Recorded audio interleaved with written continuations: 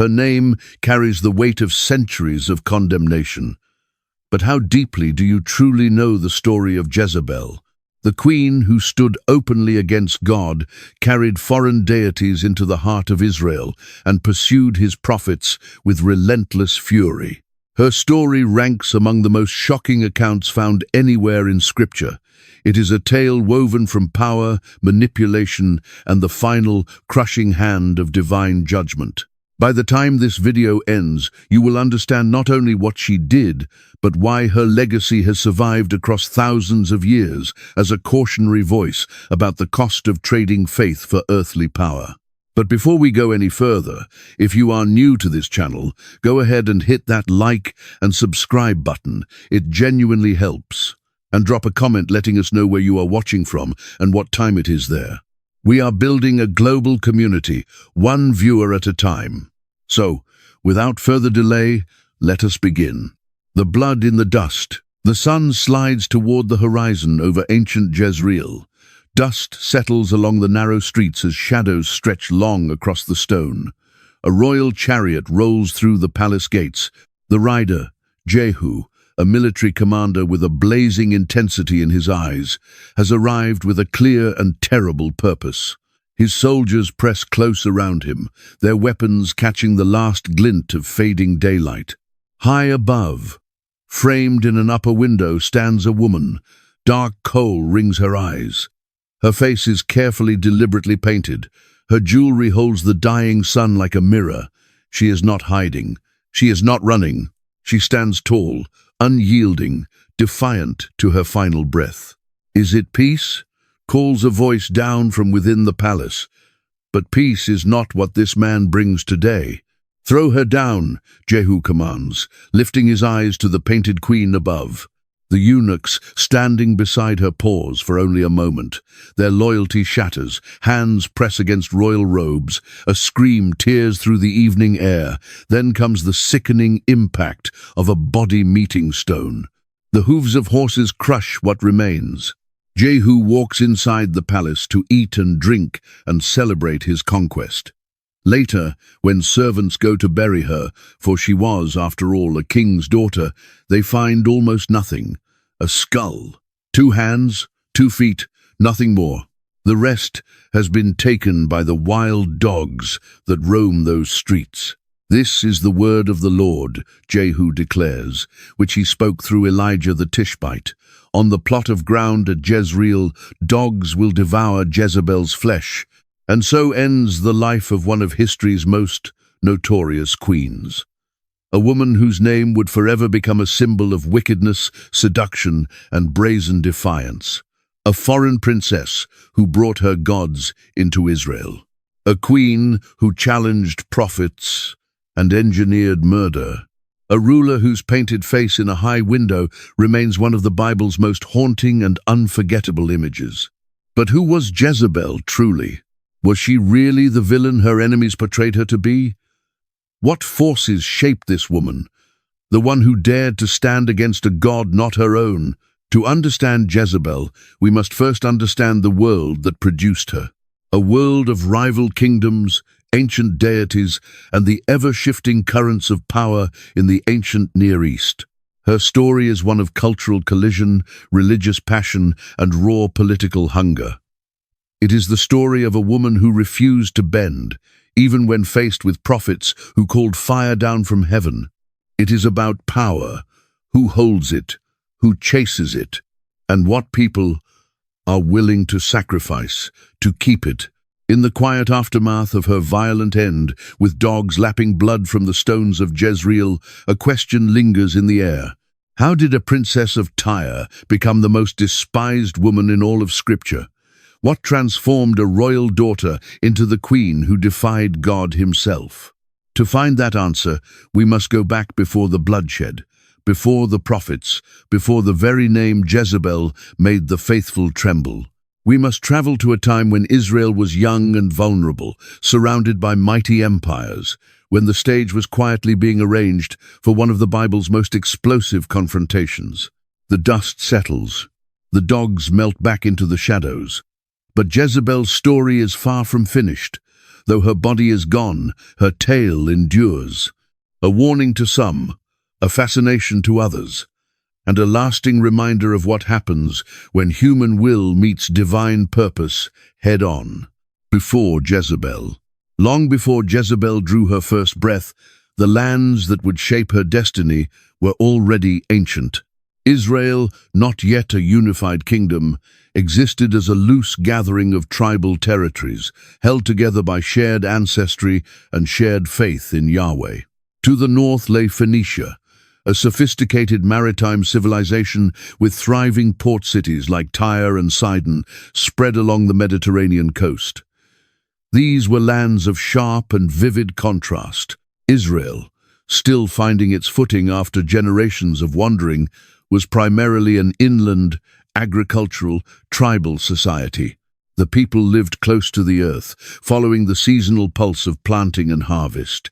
Their God was invisible, speaking through prophets and judges rather than through carved idols or grand temples.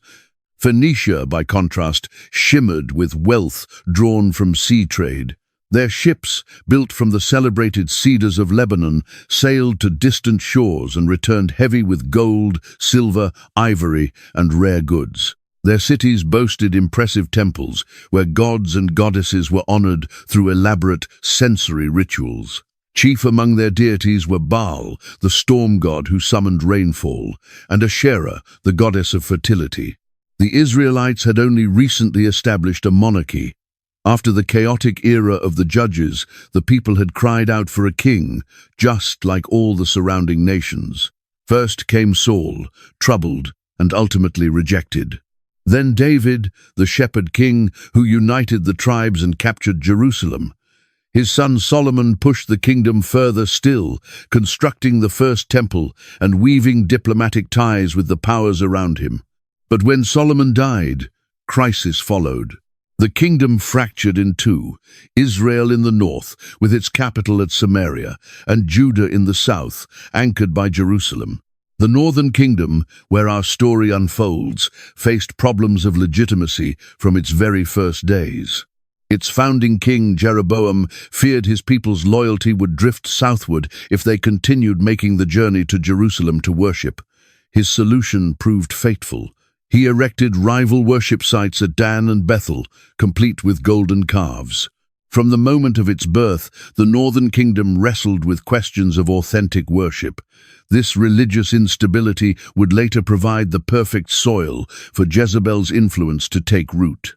While Israel's politics shifted like sand beneath the feet, prophetic movements were quietly gaining strength.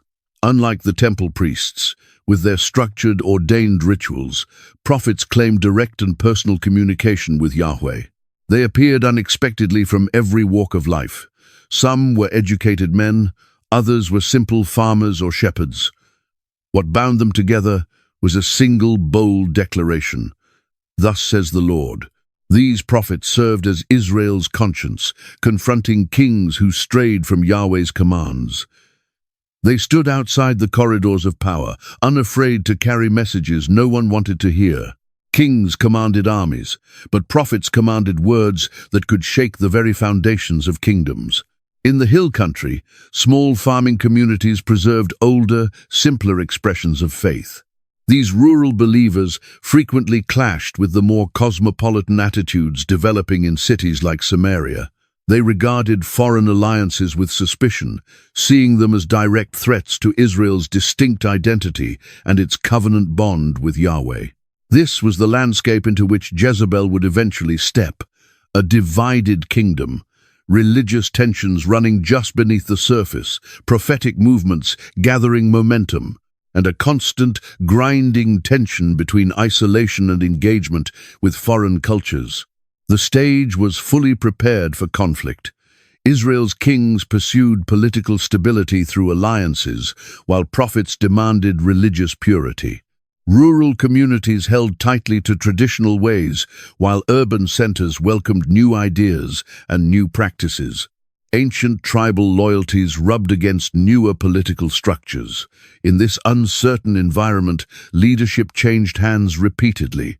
The northern kingdom watched dynasty after dynasty collapse through assassination and coup.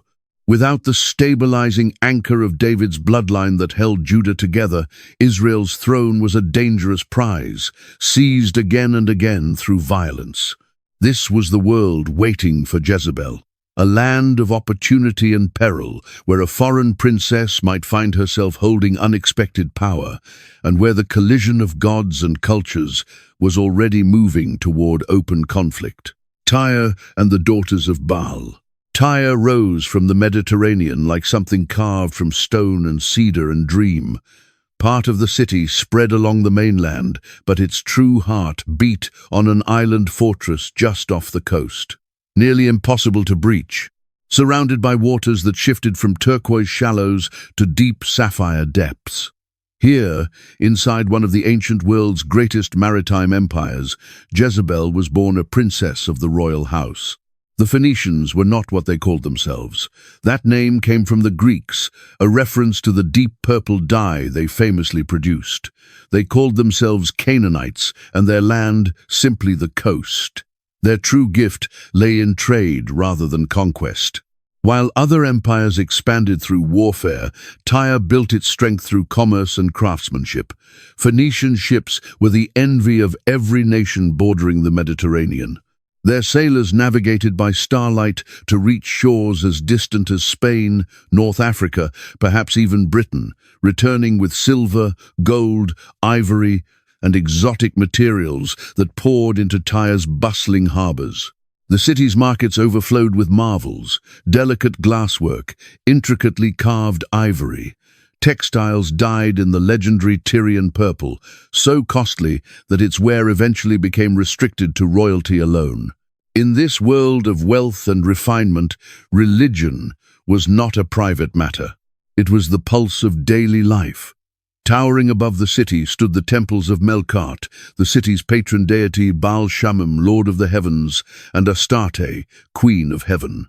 Unlike the worship of Yahweh, with its firm prohibition of physical images, Phoenician religion fully embraced the visual and the sensory. Golden statues caught the sunlight, incense perfumed every sacred space. Music filled the air around the shrines. Baal, the storm god who delivered life-giving rain, held special importance in this seafaring culture. His consort Asherah, represented by sacred poles or living trees, embodied fertility and the overflowing abundance of nature. Their worship included seasonal festivals marking the agricultural calendar, celebrations that could become quite exuberant, even sensual, by Israelite standards.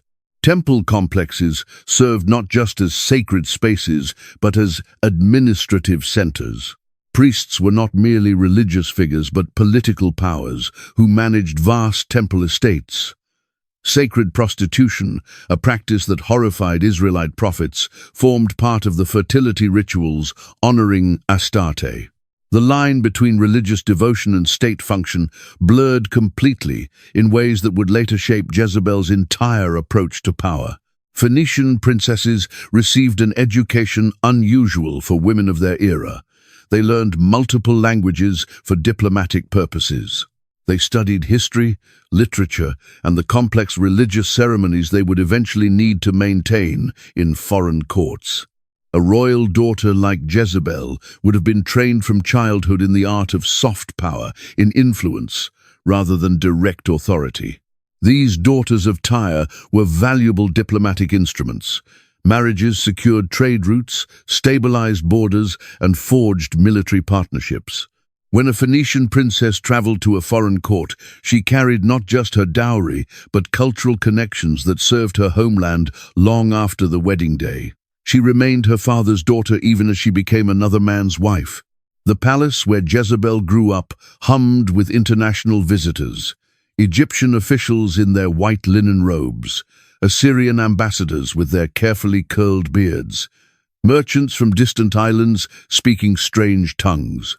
She would have watched her father, King Ethbaal, whose name carried the ironic meaning with Baal, navigating these diplomatic currents with practiced skill, building alliances while protecting Tyre's independence. Ethbaal himself had risen to power through unconventional means. Ancient sources suggest he was originally a priest of Astarte who seized the throne by force. This blending of religious and political authority shaped Jezebel's understanding of power from her earliest years. She grew up seeing no contradiction whatsoever between serving the gods and wielding worldly influence. As a princess of Tyre, Jezebel's religious identity was inseparable from her political role. The gods blessed and legitimized royal authority. In return, royalty ensured proper worship through temple construction and ritual observance.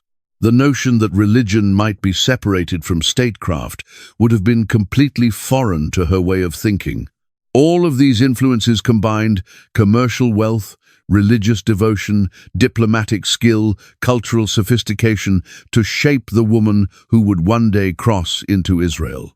She was a product of one of the ancient world's most cosmopolitan societies, raised to view international connections as strength rather than compromise. She carried within her an absolute and unshakable certainty. That Baal's storms brought life. That Asherah's fertility ensured prosperity. That honoring these deities was both a royal duty and the salvation of any kingdom wise enough to embrace them. This worldview, so entirely natural to a daughter of Tyre, was about to collide with the fierce and uncompromising monotheism growing roots in Israel. The consequences of that collision were beyond anything either kingdom could have foreseen. The making of a princess. Within the palace walls of Tyre, young Jezebel woke each morning to the voice of the sea. Waves struck the island city's foundations in a steady, ancient rhythm, a constant reminder of both protection and possibility. Her chambers, most likely overlooking the harbor, offered views of trading vessels moving in and out, their sails bright against the blue of the Mediterranean. Her daily life followed patterns established for royal daughters across countless generations. Mornings began with attendants dressing her in fine linen garments dyed in the famous purple that announced her rank. Gold jewelry, perhaps engraved with lotus blossoms or protective symbols, adorned her wrists and throat. Cosmetics sharpened and enhanced her features, a skill she would practice her entire life, visibly so even in her very last moments. Education for a princess of Tyre reached far beyond what most women of her time could ever access. Tutors taught her to read and write, likely in several languages. The Phoenicians had developed an alphabet of only 22 letters that had revolutionized written communication across the Mediterranean world. This innovation made literacy more accessible, though it remained largely the privilege of elites. Her religious training would have been especially deep and thorough. As a royal daughter, she might one day represent Tyre's faith in a foreign court. She learned intricate ritual procedures, the precise timing of sacred festivals, and the distinct attributes of various deities. She memorized prayers, practiced ceremonial movements, and absorbed theological concepts, explaining how the gods engaged with human affairs. Music almost certainly filled her days. The sounds of lyres, drums, and cymbals accompanied religious ceremonies and palace entertainments alike.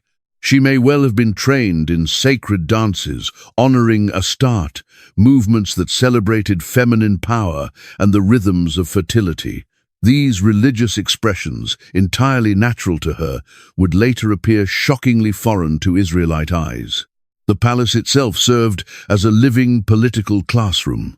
From behind curtains or screens, she watched her father receive foreign dignitaries, negotiate treaties, and manage the intricate web of relationships that kept Tyre prosperous. She observed how he balanced firmness with flexibility, when to press forward and when to yield. King Ethbaal himself is a fascinating figure.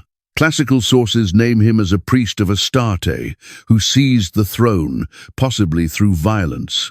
This origin suggests Jezebel was raised by a father who embodied both religious and political authority simultaneously, a model she would later work to replicate in Israel. His very name proclaimed divine backing for his rule. Tyre's palace complex housed far more than the royal family alone. Courtiers, officials, priests, servants, and guards created a small, bustling city within the city. Young Jezebel moved through this world of competing interests and shifting alliances, learning early that power lived not only in official titles, but in relationships, in information, and in perception. Meals in the palace displayed Phoenician wealth in the most tangible terms: seafood fresh from the Mediterranean, fruits and vegetables from the fertile coastal plains, wines imported from across the known world, all served on finely crafted dishes of silver or delicate pottery. Dining was not merely nourishment, but a performance of status and an ongoing opportunity for political conversation. From the women's quarters, Jezebel absorbed practical wisdom passed down through her mother, her aunts, and the female courtiers around her. They taught her how to manage a royal household, the critical importance of producing heirs, and the subtle ways a woman could shape decisions in power structures built and run by men. She learned that a queen's real authority often moved through indirect channels: counsel given in private moments, strategic bonds formed with key court officials, careful control over who gained access to the king. Religious festivals broke the year into vivid, memorable chapters. During Baal's autumn ceremonies, the palace and city together celebrated the arrival of seasonal rains so vital to agriculture. Spring rites honored Astarte with expressions of fertility and renewal.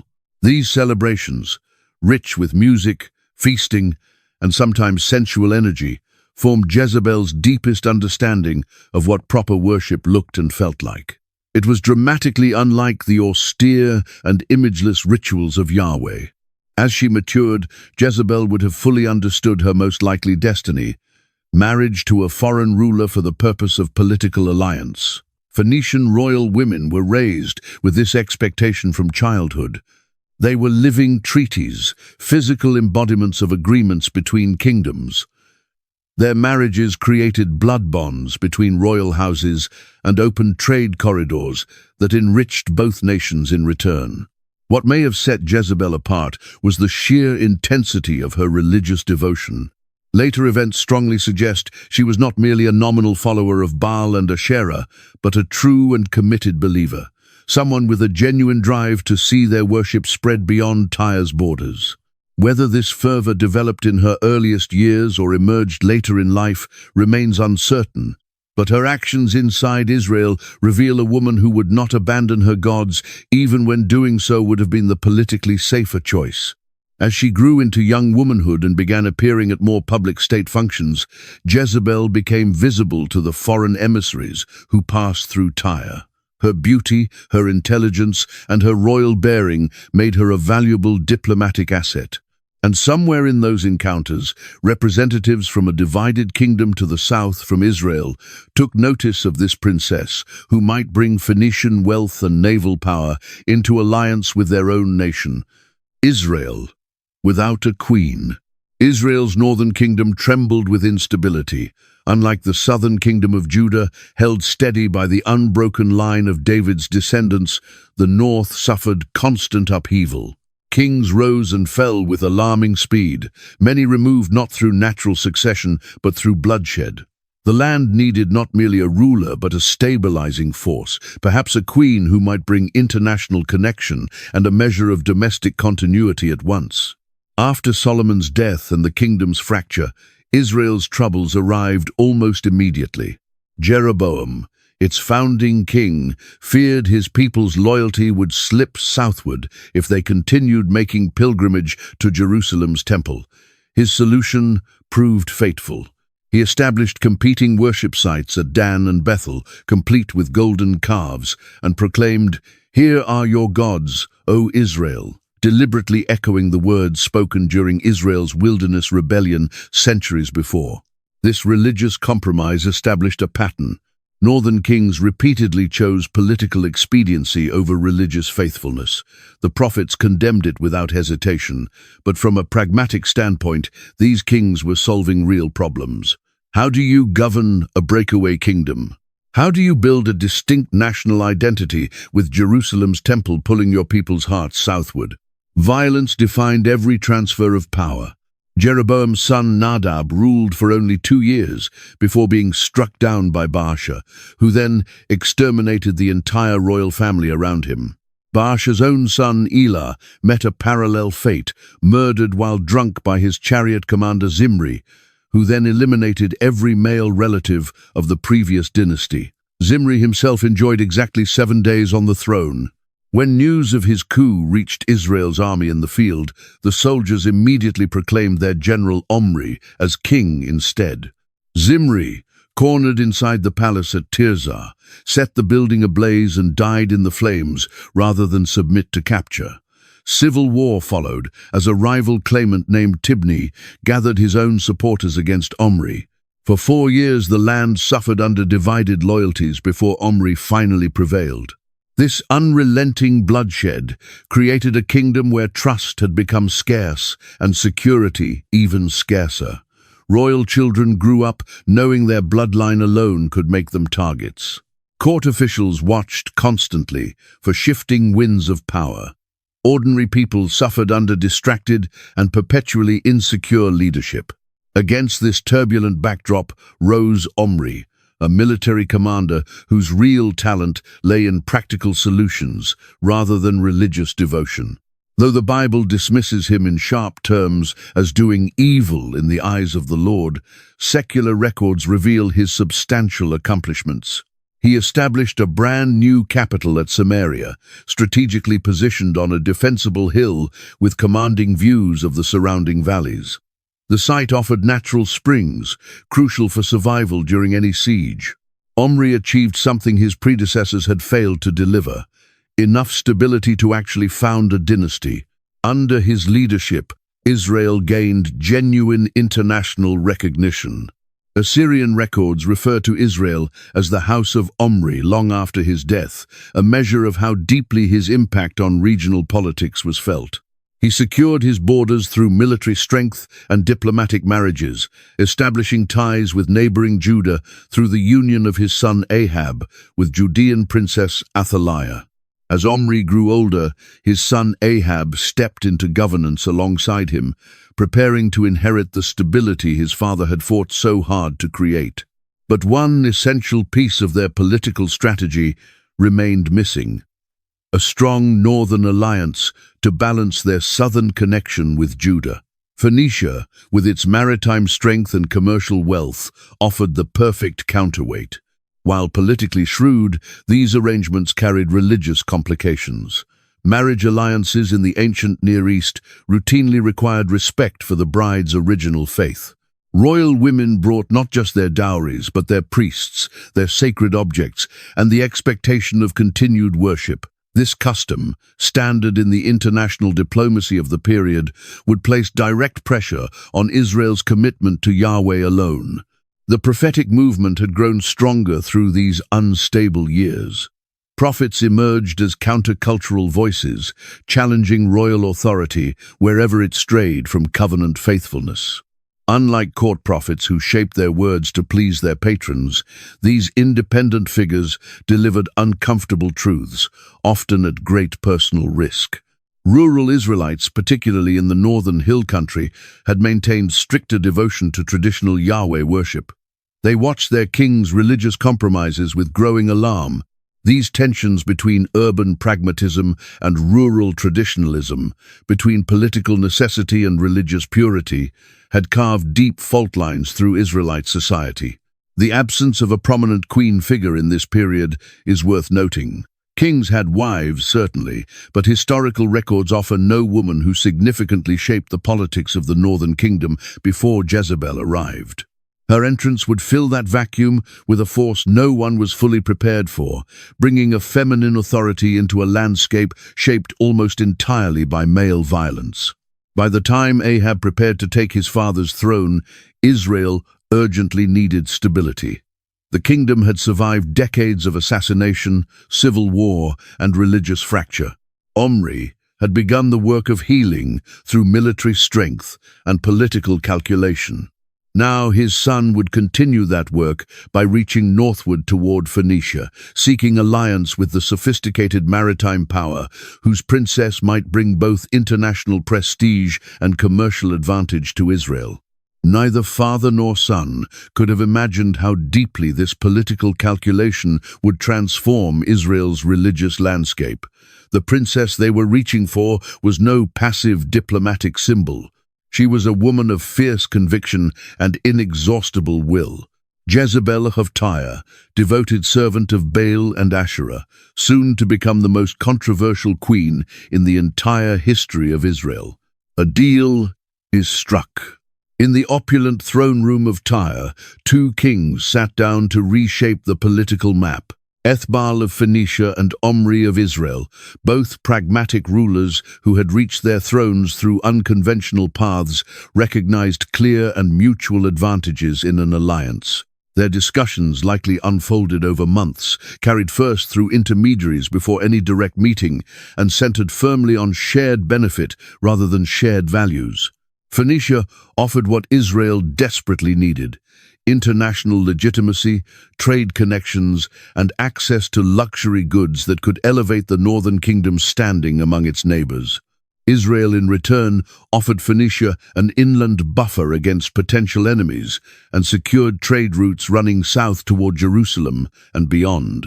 The proposed marriage between Tyre's Princess Jezebel and Israel's Crown Prince Ahab would seal these advantages in flesh and in blood. Marriage contracts in the ancient Near East functioned as international treaties.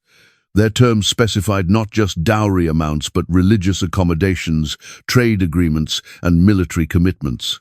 Ethbaal would have insisted on clear provisions, allowing his daughter to continue practicing her faith. Omri, focused on political gain rather than religious purity, likely regarded this as a small concession in exchange for major advantages. For Jezebel herself, the moment of agreement surely arrived with complicated emotions.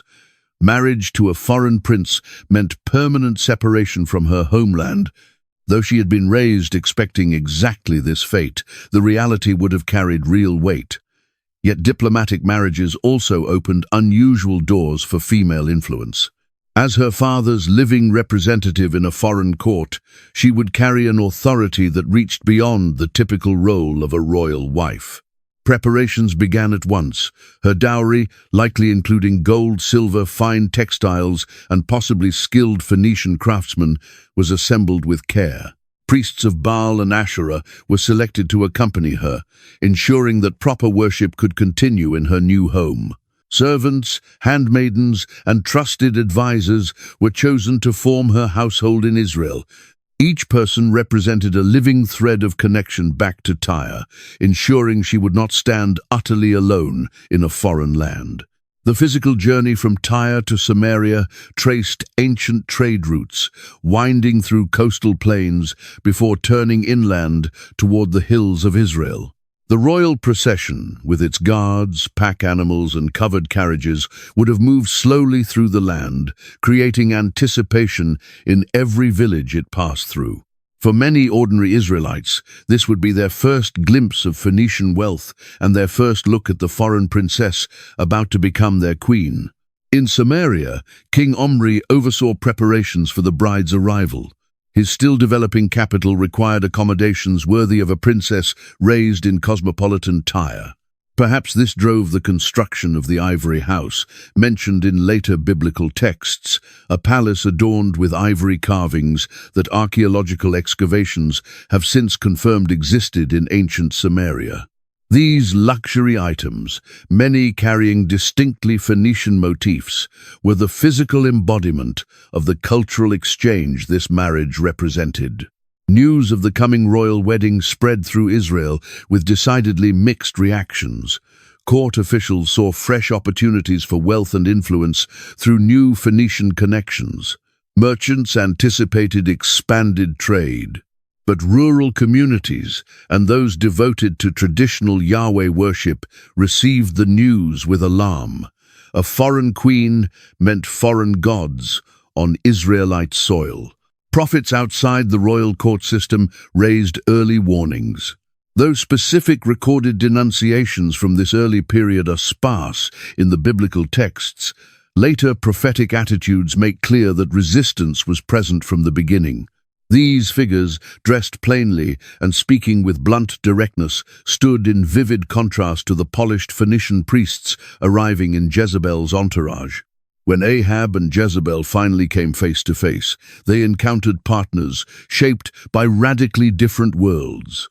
He was the son of a military commander, raised in a kingdom torn by civil war and assassination, where survival had frequently demanded compromise over principle. She was a princess of sophisticated Tyre, educated in both religious and political affairs, accustomed from birth to seeing divine authority and royal authority as one and the same thing. Their wedding wove together elements from both cultures, a diplomatic dance, honoring two traditions while creating something entirely new. Omri almost certainly used the celebration to showcase his kingdom's growing prosperity. For many Israelite nobles, this event offered their first genuine taste of Phoenician luxury and cultural sophistication, exotic and enticing and deeply unsettling all at once. The political benefits came quickly and visibly. Israel gained standing among neighboring powers through its new connection to the prestigious city of Tyre. Trade increased along protected routes between the kingdoms. Phoenician, architectural and artistic influence began appearing in Samaria, shaping a more cosmopolitan capital that reflected Omri's vision for his previously overlooked kingdom. But beneath those material gains, religious tensions were already quietly simmering.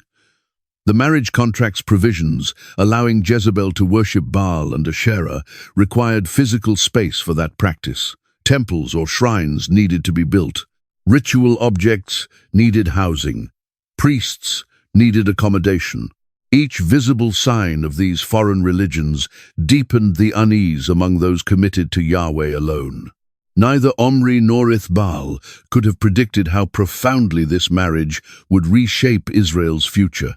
What had begun as standard diplomatic practice, a princess married for alliance and permitted to maintain her original faith, would grow into something far more divisive.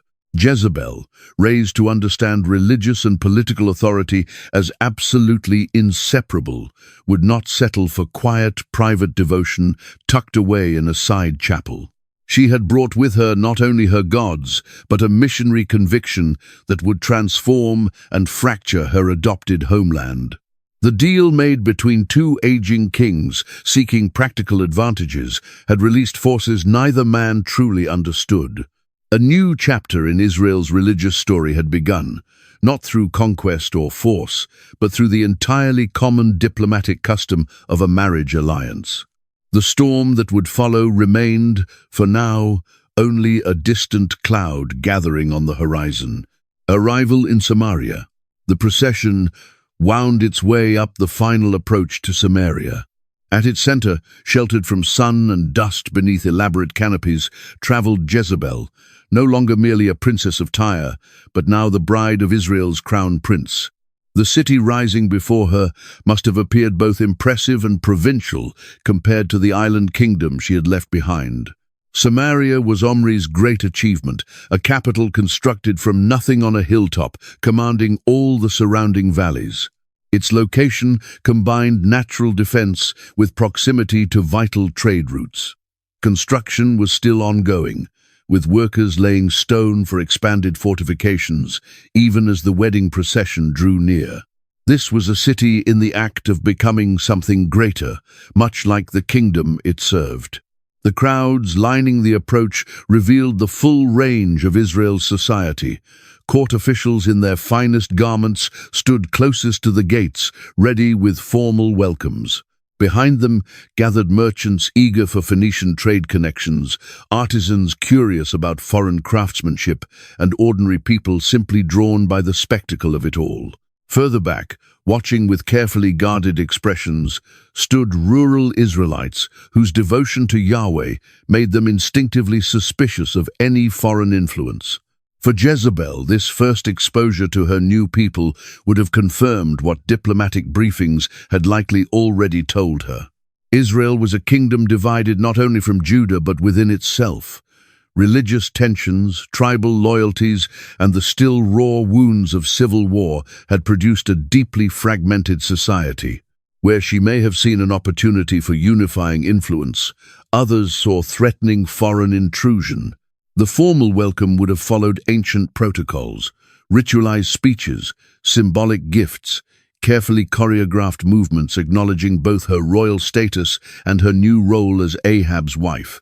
King Omri, aging but still commanding in bearing, likely led these ceremonies, establishing publicly before all witnesses that this marriage carried his complete and unreserved support. Ahab himself remained something of a mystery in these early interactions. The biblical texts offer very little insight into what he felt toward his Phoenician bride. Political marriages rarely began with personal warmth, but the most successful ones often developed genuine partnership over time. What is clear is that throughout their marriage, Ahab never moved to restrict Jezebel's religious practices or her political influence, suggesting either genuine agreement with her activities or a simple inability to contain them. Jezebel's first days in Samaria involved navigating an unfamiliar landscape, both physical and social. The palace complex, though impressive by Israelite standards, likely fell short of a princess raised among the splendors of Tyre. Local foods, clothing styles, and daily customs all required adjustment. Even the climate was different. Samaria's inland position meant hotter summers and sharper winters than the coastal city she had always known. Language presented another barrier. Though her diplomatic education had likely introduced her to Hebrew, the nuances of local speech and the unspoken regional expressions would have escaped her in those early months. This disadvantage could be, and likely was, exploited by court officials resistant to her growing influence, with conversations shifting smoothly into local idioms whenever sensitive topics arose. Establishing her religious practices created immediate complications. The marriage agreement guaranteed her right to worship her gods, but making that right real required physical space and financial resources. Where would Baal's temple stand? Who would fund the upkeep of the priests? How would the sacred festivals be observed? These were not merely logistical questions. Each one carried profound theological weight in a land bound by covenant to Yahweh alone. The Israelite court ladies assigned to attend her represented yet another layer of complexity. Some surely viewed the assignment as an honor, eager to absorb Phoenician fashions and customs at close range. Others may have been placed deliberately as informants, reporting her movements and conversations to various court factions. Jezebel needed to sort allies from adversaries, while every face around her was still a stranger's. Rural prophets, those operating entirely outside the support of court patronage, registered immediate protest. Though specific denunciations from this early period are not preserved in the biblical texts, later prophetic attitudes make the early resistance unmistakably clear. These figures, often dressed in rough, simple clothing and speaking with blunt and unsparing directness, stood in sharp relief against the polished Phoenician priests who had made the journey with Jezebel's household. Despite all these challenges, Jezebel held significant advantages. Her education had prepared her for precisely this kind of diplomatic complexity. She arrived carrying considerable wealth, which could purchase loyalty and secure influence.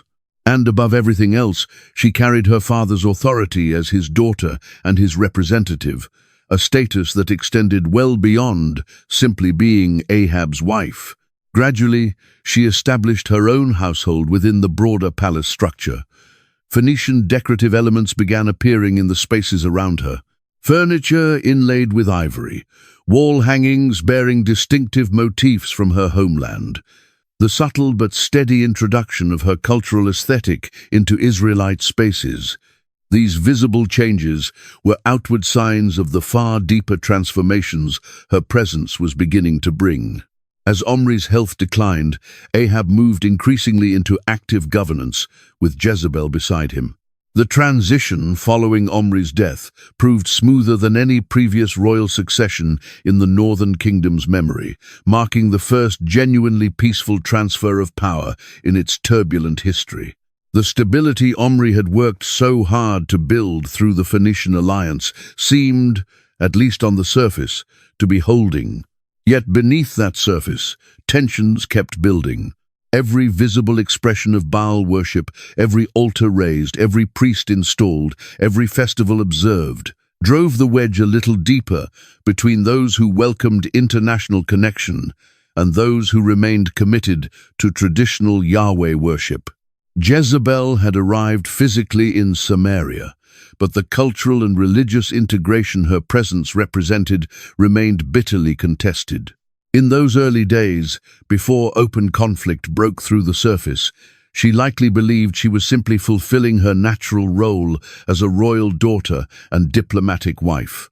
The practices that felt entirely normal to her, honoring her gods, promoting cultural exchange, strengthening her husband's court, appeared to others as something altogether more dangerous. The corruption of Israel's soul by foreign hands. The stage was set for a collision, not merely between individuals, but between two fundamentally different visions of what Israel was and what it was meant to be. Ahab, the puppet or the player?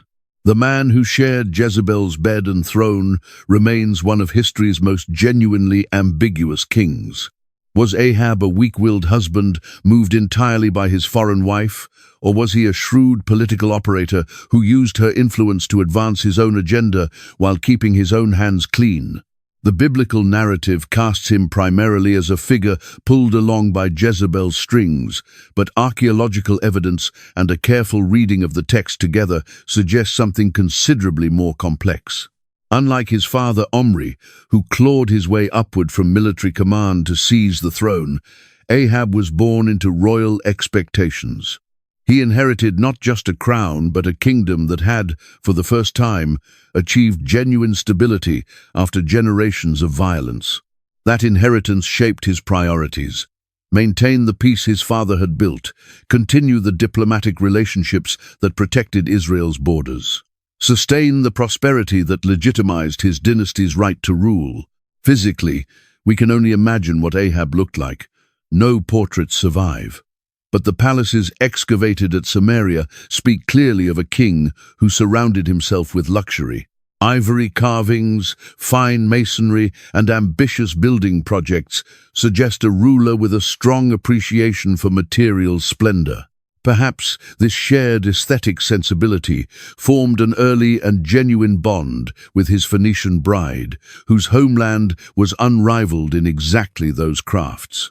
The biblical account notes Ahab's ivory house, not a structure built entirely from ivory, of course, but a palace adorned with ivory panels and inlaid furniture. Archaeological discoveries confirm that ivory decorations, many bearing distinctly Phoenician motifs, were a real feature of elite buildings in Samaria during this period. These luxury objects represented not just personal wealth, but international connection, tangible proof of Israel's growing cosmopolitanism under Omri and Ahab. As a military leader, Ahab demonstrated genuine and noteworthy skill. Both biblical and Assyrian records confirm that he successfully defended Israel against powerful threats, particularly from Syria. At the Battle of Karkar, he contributed one of the largest chariot contingents in a coalition of regional kings, standing against Assyrian expansion. These accomplishments sit in sharp tension with the image of incompetence that his religious failures might otherwise suggest. In domestic governance, Ahab showed real administrative ability. He continued his father's ambitious building programs, strengthening fortifications at strategic locations across the kingdom. Under his rule, Israel's economy grew, with archaeological evidence pointing to increased trade activity and expanding material wealth. Whatever his spiritual failings, he delivered the security and prosperity that ancient subjects expected from a capable king. His relationship with Jezebel resists simple description. The Bible records not a single instance where Ahab directly opposed her will, which suggests either genuine agreement with her actions or an inability to check them. When she arranged Naboth's death to take his vineyard, Ahab accepted the illicitly obtained land without visible protest. Yet when Elijah confronted him over it, he showed what appeared to be genuine remorse, tearing his garments and fasting in an act of contrition serious enough to briefly delay the divine judgment declared against him. This pattern surfaces again and again. Ahab permits religious innovations that deeply offend traditional Yahwism, benefits from Jezebel's bold and decisive actions while maintaining a degree of personal distance from them, then displays regret when a prophet arrives to hold him accountable. Is this the behavior of a dominated husband? Or is it the calculated conduct of a king who allows his foreign wife to absorb the criticism for policies that ultimately serve his interests? The Bible describes their marriage in notably strong terms. There was never anyone like Ahab who sold himself to do evil in the eyes of the Lord, urged on by Jezebel, his wife. That phrase, urged on rather than forced or deceived, points toward partnership more than domination. It implies Ahab's willing participation in choices that the prophetic writers found indefensible. Court dynamics almost certainly amplified Jezebel's influence. As the daughter of Tyre's king, she brought international prestige to a relatively young and still vulnerable dynasty. Her connections opened trade relationships and cultural exchanges that generated real economic benefits for Israel. The Phoenician priests and attendants who had arrived with her from Tyre formed a ready and loyal faction within the palace structure. Ahab's own religious posture appears pragmatic rather than passionate. Unlike Jezebel, who actively championed the cause of Baal worship, he seems to have practiced a syncretic approach fairly common among ancient rulers, honoring various deities as political circumstance demanded. He maintained the structures of Yahweh's worship while allowing Baal's temples to stand, spreading his spiritual bets while maximizing his political options. Their children's names reveal this religious complexity in the most direct way. Some received traditional Yahwistic names containing the Hebrew divine element Yah or El, while others bore names honoring Baal. This pattern suggests not a royal household wholly captured by Phoenician religion, but one where multiple traditions operated simultaneously, exactly the kind of blended compromise that would enrage any religious purist. One can only imagine the conversations that passed between this royal couple at the end of a long day. Did they quietly strategize together about managing religious tensions in the kingdom? Did Ahab privately endorse policies he kept himself visibly clear of in public? Did Jezebel consciously understand her role as the lightning rod, drawing the full fury of prophetic criticism away from her husband?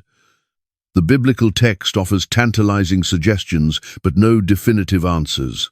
What does seem clear is that they built a functional and durable partnership, whatever its internal power dynamics may have been.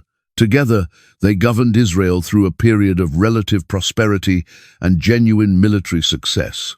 Their dynasty appeared secure, with sons ready to carry the legacy forward. By the practical measures of ancient kingship, wealth, security, and dynastic continuity, their reign succeeded, despite the unrelenting prophetic condemnation it attracted. Perhaps that worldly success helps explain their confidence in the face of prophetic opposition. From inside the palace, surrounded by evidence of divine favor expressed in material abundance, the doom-laden warnings of figures like Elijah must have seemed disconnected from observable reality. When the rains came and the harvests were full even while Baal was worshipped alongside Yahweh, why take seriously the warnings of divine punishment? This complacency would prove fatal in the end. The religious compromises that had seemed so politically reasonable deepened fractures within Israelite society over time. The resentments Jezebel generated through her aggressive promotion of foreign worship built up a store of enemies, waiting quietly for their moment. The prophetic movements they had dismissed as irrelevant grew only stronger through the experience of persecution. Ahab died as he had lived, a man full of contradictions. Mortally wounded in battle, despite having disguised himself to avoid being singled out as a target, he ordered his charioteer to keep him propped upright, facing the enemy, so that his troops would not lose heart at the sight of a fallen king. That final act of stubborn, kingly responsibility suggests a man considerably more complex than a simple puppet on a string. Whether player or played, Ahab's choices set in motion consequences that would eventually bring down everything he and Jezebel had built together. The rise of the prophets. Wind moved across the dry hills of Gilead, stirring the rough camel-hair garment of a solitary figure. From this remote region east of the Jordan came the man who would become Jezebel's most formidable adversary, Elijah the Tishbite.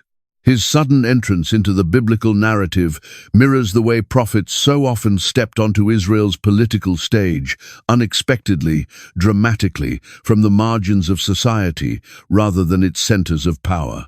Prophets were not new to Israel. From the earliest days, figures like Moses, Deborah, and Samuel had spoken with divine authority. But the prophetic movement taking shape during Ahab and Jezebel's reign marked something different. More confrontational, more willing to challenge royal authority head-on, more urgently focused on calling Israel back to the exclusive worship of Yahweh. These prophets stood entirely outside the established religious system. Unlike priests who held their positions through hereditary lines and carried defined temple responsibilities, prophets appeared without warning from any social class or tribe. They claimed their authority not from human appointment but from divine calling, and they described that calling in visceral, almost physical terms. "The hand of the Lord came upon me. The word of the Lord burned in my bones like fire." Their very appearance carried its own message.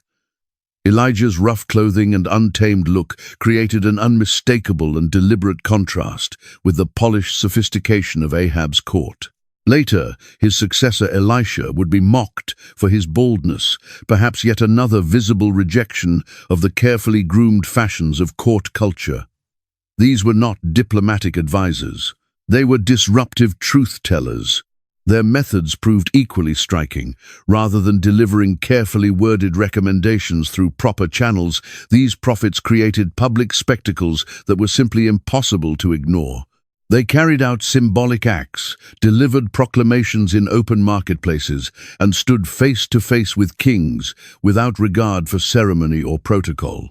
Their purpose was never to nudge policy along slowly, but to call for an immediate return to covenant faithfulness. The heart of their message was singular, undivided loyalty to Yahweh. While court prophets tended to echo whatever kings wished to hear, these independent voices delivered truths that stung and disturbed. Worshipping Baal alongside Yahweh was not acceptable diplomatic flexibility. It was spiritual betrayal. Israel had one God, one covenant, one calling as a people set apart. Elijah embodied this emerging prophetic model in its most powerful form. His very name, meaning "My God is Yahweh," announced his message before he even opened his mouth.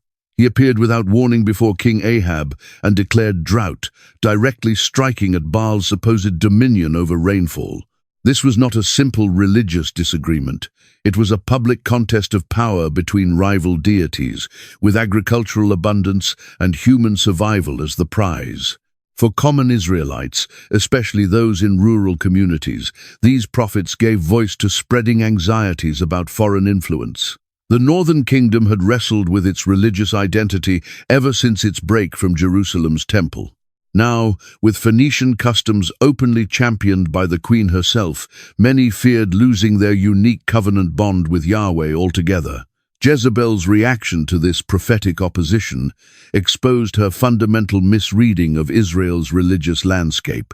In Phoenicia, religious diversity was the norm, and royal patrons exercised direct control over priesthoods.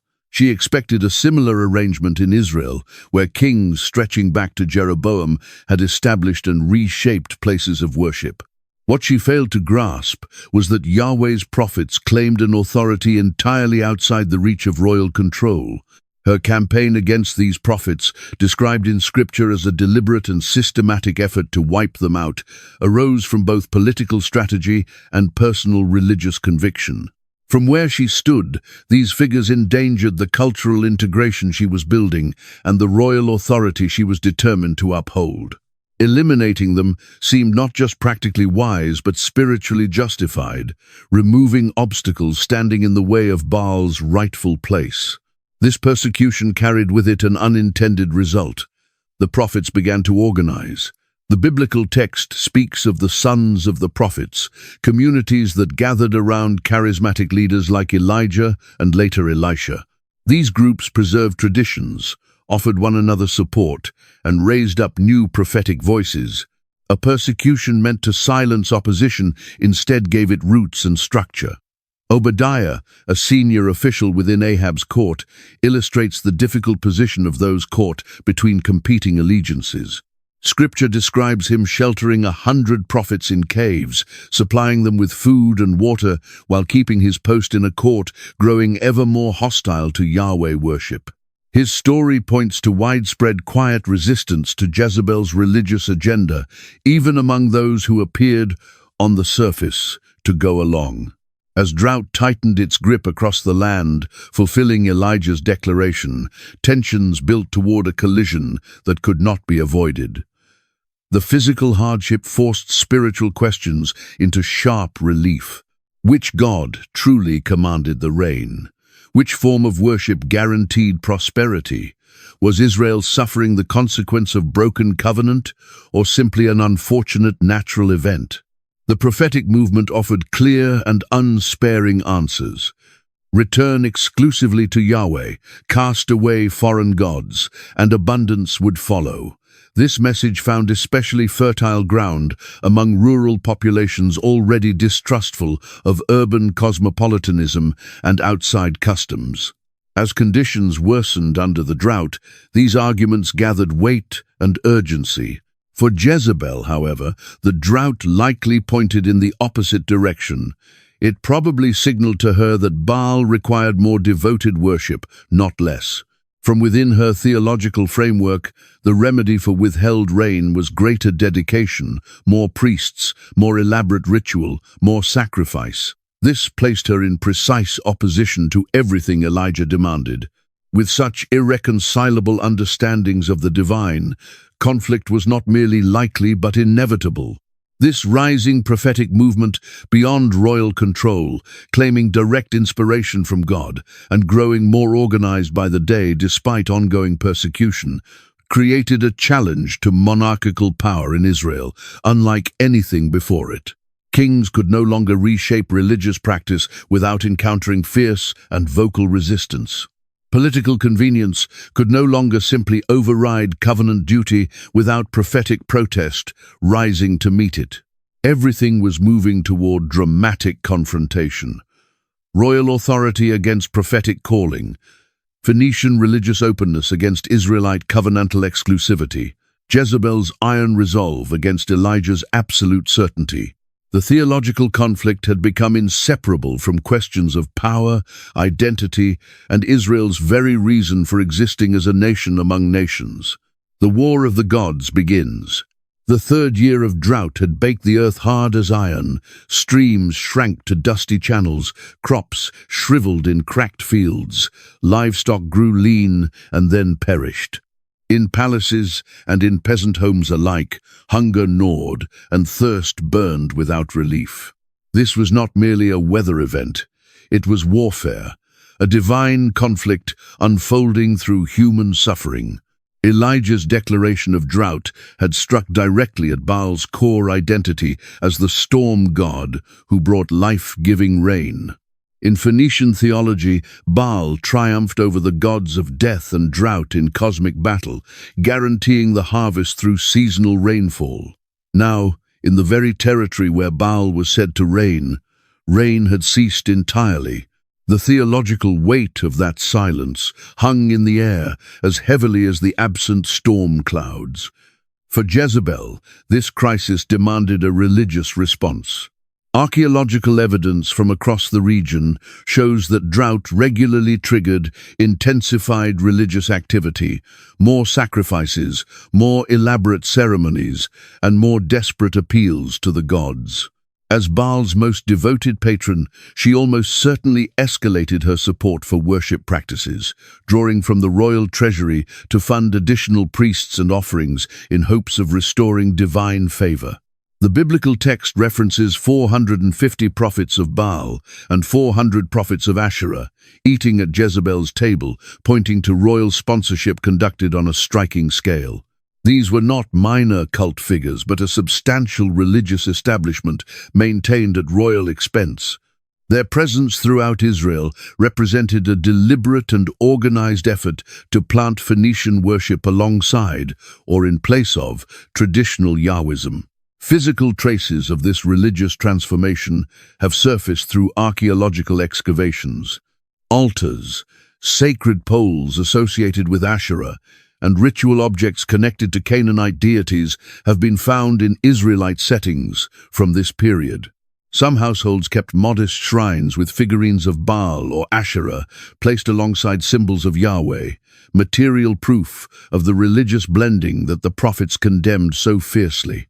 Architectural remains point to temples constructed in Samaria and other cities following Phoenician designs rather than the pattern of the Jerusalem temple. These structures made Baal worship visibly present in urban centers, normalized through imposing buildings that rivaled or surpassed the spaces dedicated to Yahweh. Fine stonework, imported cedar, and decorative flourishes all broadcast royal endorsement of these newer religious practices. For ordinary Israelites, all of this created daily dilemmas with real consequences. Should they walk past Baal's temple or go out of their way to avoid it? Should they take part in public festivals honoring foreign gods or risk appearing disloyal to the crown? Should they hold firmly to exclusive Yahweh worship or hedge their spiritual commitments during drought by honoring the storm god as well? These were not abstract theological exercises. They were practical decisions that shaped social relationships, economic prospects, and sometimes personal safety. Rural communities generally held more firmly to traditional Yahweh worship, while urban centers tended to embrace religious change more easily. This geographic divide deepened existing fault lines between cosmopolitan elites who welcomed international influences and rural traditionalists who guarded ancestral practice. The religious conflict ran along social and economic lines, widening fractures already present in the fabric of society. Elijah watched all of this from hiding. The biblical narrative places him first at the Kerith Brook, then in the home of a widow at Zarephath, located with a certain irony deep inside Phoenician territory, where Jezebel's search parties would never think to look. These years of withdrawal were not passive waiting, but intentional preparation for the confrontation still to come. Divine provision through ravens, and the miraculous replenishment of oil and flour demonstrated Yahweh's power even in the heart of Baal's homeland. When the command to return finally came, Elijah first sought out Obadiah, the court official quietly loyal to Yahweh's prophets. Their careful exchange reveals the climate of fear that surrounded any open dissent. Obadiah at first refused to carry word of Elijah's return to Ahab, convinced the prophet would vanish again and leave him facing the king's fury. Only after receiving solemn assurance did he agree to arrange the meeting. The encounter between king and prophet crackled with tension. Ahab's opening words, "Is that you troubler of Israel?" placed the blame for the drought suffering squarely on Elijah. The prophet's response redirected it without hesitation. "It is not I who have troubled Israel, but you and your father's house, for you have abandoned the commands of Yahweh and followed the Baals." This exchange captures the two men's fundamentally opposing frameworks. In Ahab's view, Elijah's pronouncement had caused the drought, making the prophet responsible for years of collective misery. In Elijah's view, the drought was simply the consequence of the royal family's religious unfaithfulness, now becoming visible. One saw a political agitator, The other understood himself to be a divine messenger. What followed stands among Scripture's most dramatic passages. Elijah challenged the prophets of Baal to a public contest on Mount Carmel. This was not a theological debate. It was high-stakes theater with life and death hanging in the balance. Before an assembled crowd of Israelites, the most fundamental questions would be answered. Which God held power over nature? Which form of worship secured prosperity? Which religious tradition would define Israel's future? Elijah's challenge carried tremendous rhetorical force. How long will you go limping between two different opinions? If Yahweh is God, follow him. But if Baal is God, follow him. This framing refused the syncretistic compromise so many Israelites had quietly adopted, no more holding both positions at once. The time for either or had arrived. No more hedged bets or divided loyalties. Complete commitment was the only acceptable response. The prophets of Baal accepted the challenge, confident their God would answer. From early morning until midday they cried out to Baal, dancing around their altar with mounting desperation as silence continued. Elijah's mockery, suggesting their God might be deep in thought, or traveling, or perhaps asleep and in need of waking, poured humiliation over their growing panic. As the afternoon stretched toward evening, they slashed themselves with swords and spears, their blood running freely, hoping that such an offering might draw divine attention. When Elijah's turn arrived, he moved with deliberate and ceremonial care. He rebuilt a ruined altar of Yahweh using 12 stones, one for each tribe of Israel, connecting the present crisis to the bedrock of ancestral faith. He dug a trench around it. He arranged the wood and laid the offering in place. Then he called for water, a striking gesture in a land withered by 3 years of drought. 4 large jars were emptied over the sacrifice, then 4 more, then 4 again, until the trench itself overflowed. His prayer, when it came, was brief and direct, centered entirely on covenant relationship rather than any form of magical formula.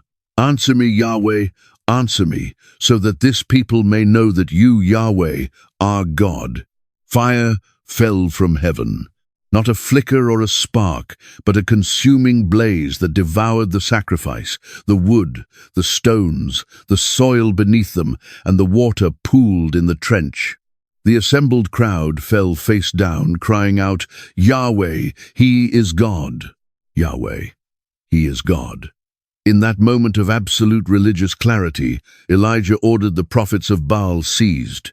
Their execution at the Kishon Valley, jarring to modern readers but entirely consistent with the ancient understanding of false prophecy's consequences, removed Jezebel's religious leadership in a single decisive act. Rain clouds began gathering on the horizon. The 3-year drought broke with a drenching downpour. Elijah, filled with divine energy, outran Ahab's chariot all the way back to Jezreel. The contest appeared to be over and completely settled. Yahweh controlled the rain, not Baal. Yahweh had answered prayer while Baal remained silent. Yahweh's prophet had demonstrated power while Baal's priests had met their end.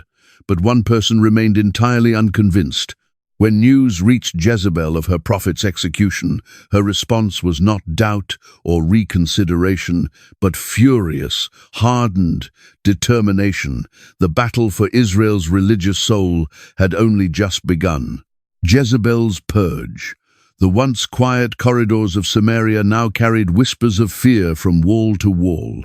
Jezebel had grown weary of sharing the kingdom with those who followed Yahweh. Her tolerance for religious diversity had dissolved, replaced by a fierce and focused desire to secure her vision for Israel's future. Beneath the warm Mediterranean sun, royal guards moved through villages and towns with lists of names in hand. Those they sought were not common criminals but prophets, men and women who spoke for Yahweh. The queen had branded them enemies of the crown. Jezebel poured royal resources into new temples across the northern kingdom, their white stone walls rising like declarations of her authority. Inside these sanctuaries, priests of Baal and priestesses of Asherah conducted rituals that felt entirely foreign to many Israelites. The smoke from their altars curled upward, mixed with incense, creating a fragrant haze that some found comforting and others found deeply threatening. "The old ways are dying," mothers whispered to their children as they passed these new buildings. "The queen seeks to change everything we have ever known." From her palace in Samaria, Jezebel directed what many would later describe as a purge. Prophets who refused to acknowledge Baal vanished in the night. Some fled to caves and remote hillsides, surviving on whatever scraps sympathetic villagers could quietly spare. Others were not fortunate enough to escape.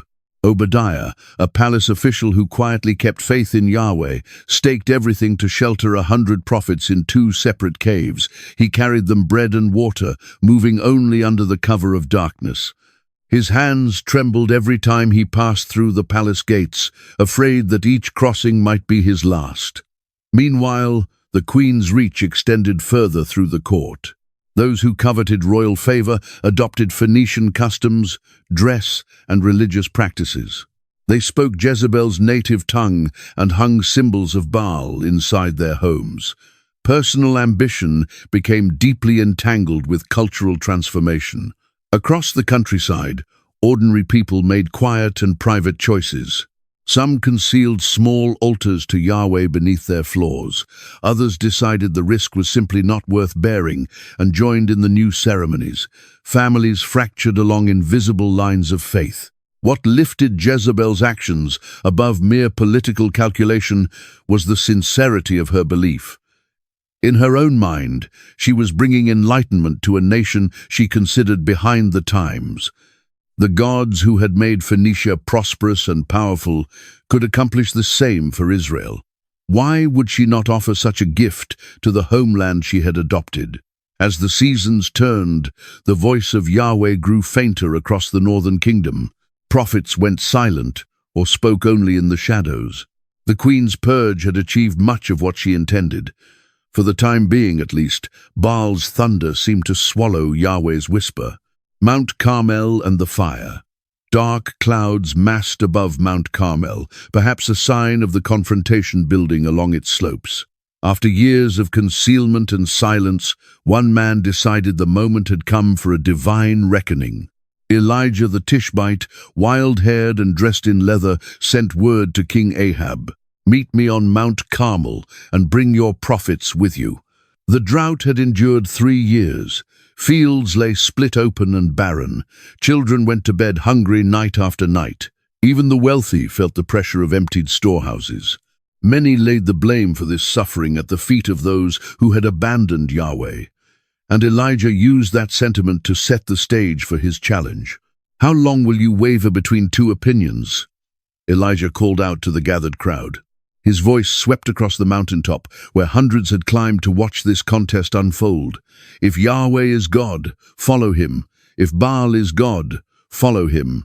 The people stood in silence, caught between fear of the queen and a quiet, burning curiosity about what might happen next. Ahab watched from beneath a canopy, his face revealing nothing. Messengers had been dispatched to inform Jezebel, but she stayed in the palace, perhaps already sensing something like a trap. Elijah laid out the terms. 2 altars, 2 bulls for sacrifice, but no fire supplied by human hands. Each side would call on their deity to send flame from heaven. The God who responded would be declared the true God of Israel. The prophets of Baal went first. 450 men circled their altar from morning through noon, calling out to their God, "Baal, answer us." As the hours passed with no sign, their movements grew wilder and more desperate. They cut themselves with swords and spears, their blood mixing with sweat on the parched ground. "Perhaps your God is sleeping," Elijah called out to them. "Try louder." His mockery cut deep. But the prophets of Baal pressed on until evening, their voices worn ragged, their bodies exhausted and spent. When the sun began its descent, Elijah stepped forward. He rebuilt a ruined altar to Yahweh using 12 stones, one for each tribe of Israel. He dug a trench around it, After arranging the wood and placing the offering on top, he called for water. In a land choked by drought, using water in this way seemed almost reckless, even offensive. And yet, 4 large jars were poured over the sacrifice, then 4 more, then 4 again, until the trench ran over and could hold no more. As twilight spread across the sky in deep purples and blues, Elijah raised his hands. "Yahweh, God of Abraham, Isaac, and Israel," he prayed, his voice steady and unhurried amid the crackling tension. "Let it be known today that you are God in Israel." Fire dropped from heaven, not a flicker or a small glow, but a blaze of such force that it consumed the sacrifice, the wood, the stones beneath it, and licked clean the water from the trench. The crowd fell to their knees, pressing their faces into the earth. "Yahweh is God," they cried. "Yahweh is God." What followed would leave marks on the kingdom for generations. Elijah, fortified by divine vindication, commanded the seizure of Baal's prophets. 450 men were taken down to the Kishon Valley and put to death. Their blood ran into the dry riverbed, a stark and crimson testimony to religious fervor pushed to its most violent expression. As rain clouds finally built on the horizon, riders raced toward Samaria, carrying news that Jezebel would find unthinkable. The religious order she had carefully cultivated had just been overturned by a single prophet and a breathtaking display of divine power. A queen's vow. Dawn broke over Samaria and brushed the limestone walls in pale pink. Inside the palace, a storm was already gathering. Jezebel stood without moving as the messenger delivered his report from Mount Carmel. Her priests were dead. Her religion had been publicly disgraced. Her authority had been challenged in front of all Israel. Those who knew the queen well took a careful step back, recognizing the quiet and dangerous stillness that had settled over her. This was not defeat she was feeling. It was rage, cold and calculating, the kind that does not burn hot and then cool, but holds its heat and waits. "So," she said at last, her voice barely lifting above silence, "this prophet believes he has won." She crossed to the window and looked out over the city she had remade in her image. 3 years of drought had ended with Elijah's victory, and rain now fell on her adopted homeland. The people would read this as Yahweh's blessing. Without turning away from the window, she dictated a message to be carried to Elijah immediately. "May the gods deal with me severely, and even more so, if by this time tomorrow I have not made your life like the life of one of those slain prophets." This was not simply a threat, but a sacred oath. By calling on the gods, Jezebel bound herself to this course. The messenger went pale at the words, but understood better than to question the queen. Within the hour, riders had left Samaria carrying her sworn promise of vengeance. When Elijah received the message, something entirely unexpected occurred. This was the man who had stood before 450 prophets of Baal, who had called fire down from heaven, who had ordered their execution without a moment's hesitation. And yet, this same man now ran. A single woman's oath had achieved what no army had been able to. He fled south, beyond the borders of Israel, beyond even the kingdom of Judah, deep into the wilderness. Beneath a broom tree, utterly spent and broken in spirit, he asked for death. "I have had enough, Yahweh," he prayed. "Take my life." Back in Samaria, Jezebel set her network of informants to work. Every road was under watch, every village questioned. She would find the prophet who had humiliated her, who had dismantled years of careful religious and political construction in a single afternoon. For the people of Israel, the conflict had taken on a meaning that ran much deeper. This was not merely a clash between a queen and a wandering prophet. It raised foundational questions about power and truth. Could a queen born in a foreign land impose her will upon an entire nation? Could a lone prophet hold his ground against the full weight of royal authority? Whose God would shape the destiny of Israel? In the courts of neighboring kingdoms, officials spoke in hushed tones about the drama playing out in Israel. Some dismissed it as nothing more than religious squabbling. Others recognized the political implications clearly enough. A monarch whose religious authority had been successfully challenged might soon face questions about the legitimacy of their rule in every other area as well. As days stretched into weeks, Elijah remained in hiding, guided by divine protection all the way to Mount Horeb, far to the south. There, in the quiet that followed wind and earthquake and fire, he would hear the still, small voice that would set the direction of his next steps. Jezebel, for her part, understood that the threat had not passed. Though she had driven Elijah beyond the kingdom's borders, his victory on Mount Carmel had rekindled a genuine and renewed devotion to Yahweh among a great many Israelites. Her oath remained unfulfilled, a debt she fully intended to settle when the moment came. Naboth's vineyard, just beyond the walls of Jezreel, where the royal family kept their winter palace, a vineyard stretched out belonging to a man named Naboth. These were not casual vines, but plants tended by the same family across generations, passed from father to son as something sacred and irreplaceable. Ahab had grown fond of this particular piece of land. From his window he could follow the neat rows of vines, the careful irrigation channels, the dark, rich soil that gave up sweet grapes each season. This land would make a fine vegetable garden, he told himself one afternoon. So close to the palace walls. The king approached Naboth with what he considered a more than fair offer. "Give me your vineyard.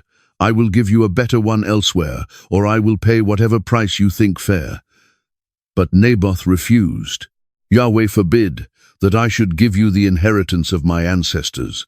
This was not stubborn pride or greed. For Israelites, ancestral land carried the weight of divine covenant, a physical and spiritual connection to heritage and identity. Parting with it would dishonor both his forebears and his God. Ahab returned to the palace and sulked like a child refused a small pleasure. He lay down on his bed and turned his face to the wall, declining food, stung by a commoner's refusal. When Jezebel discovered him in this state and learned the reason, she was genuinely baffled by what she saw. "Is this how you conduct yourself as king over Israel?" she asked, her voice heavy with contempt. "Get up and eat something. Lift your spirits. I will get you the vineyard." Royal seal in hand, Jezebel composed letters to the elders and nobles of Jezreel. Her plan was executed with chilling precision. Declare a day of fasting, place Naboth in a seat of prominence among the people, then arrange for 2 men of no integrity to accuse him falsely of cursing both God and king. The local officials, anxious to curry favor with the queen, followed her instructions without a single question raised. Under the guise of piety and public order, they orchestrated Naboth's ruin. The day came.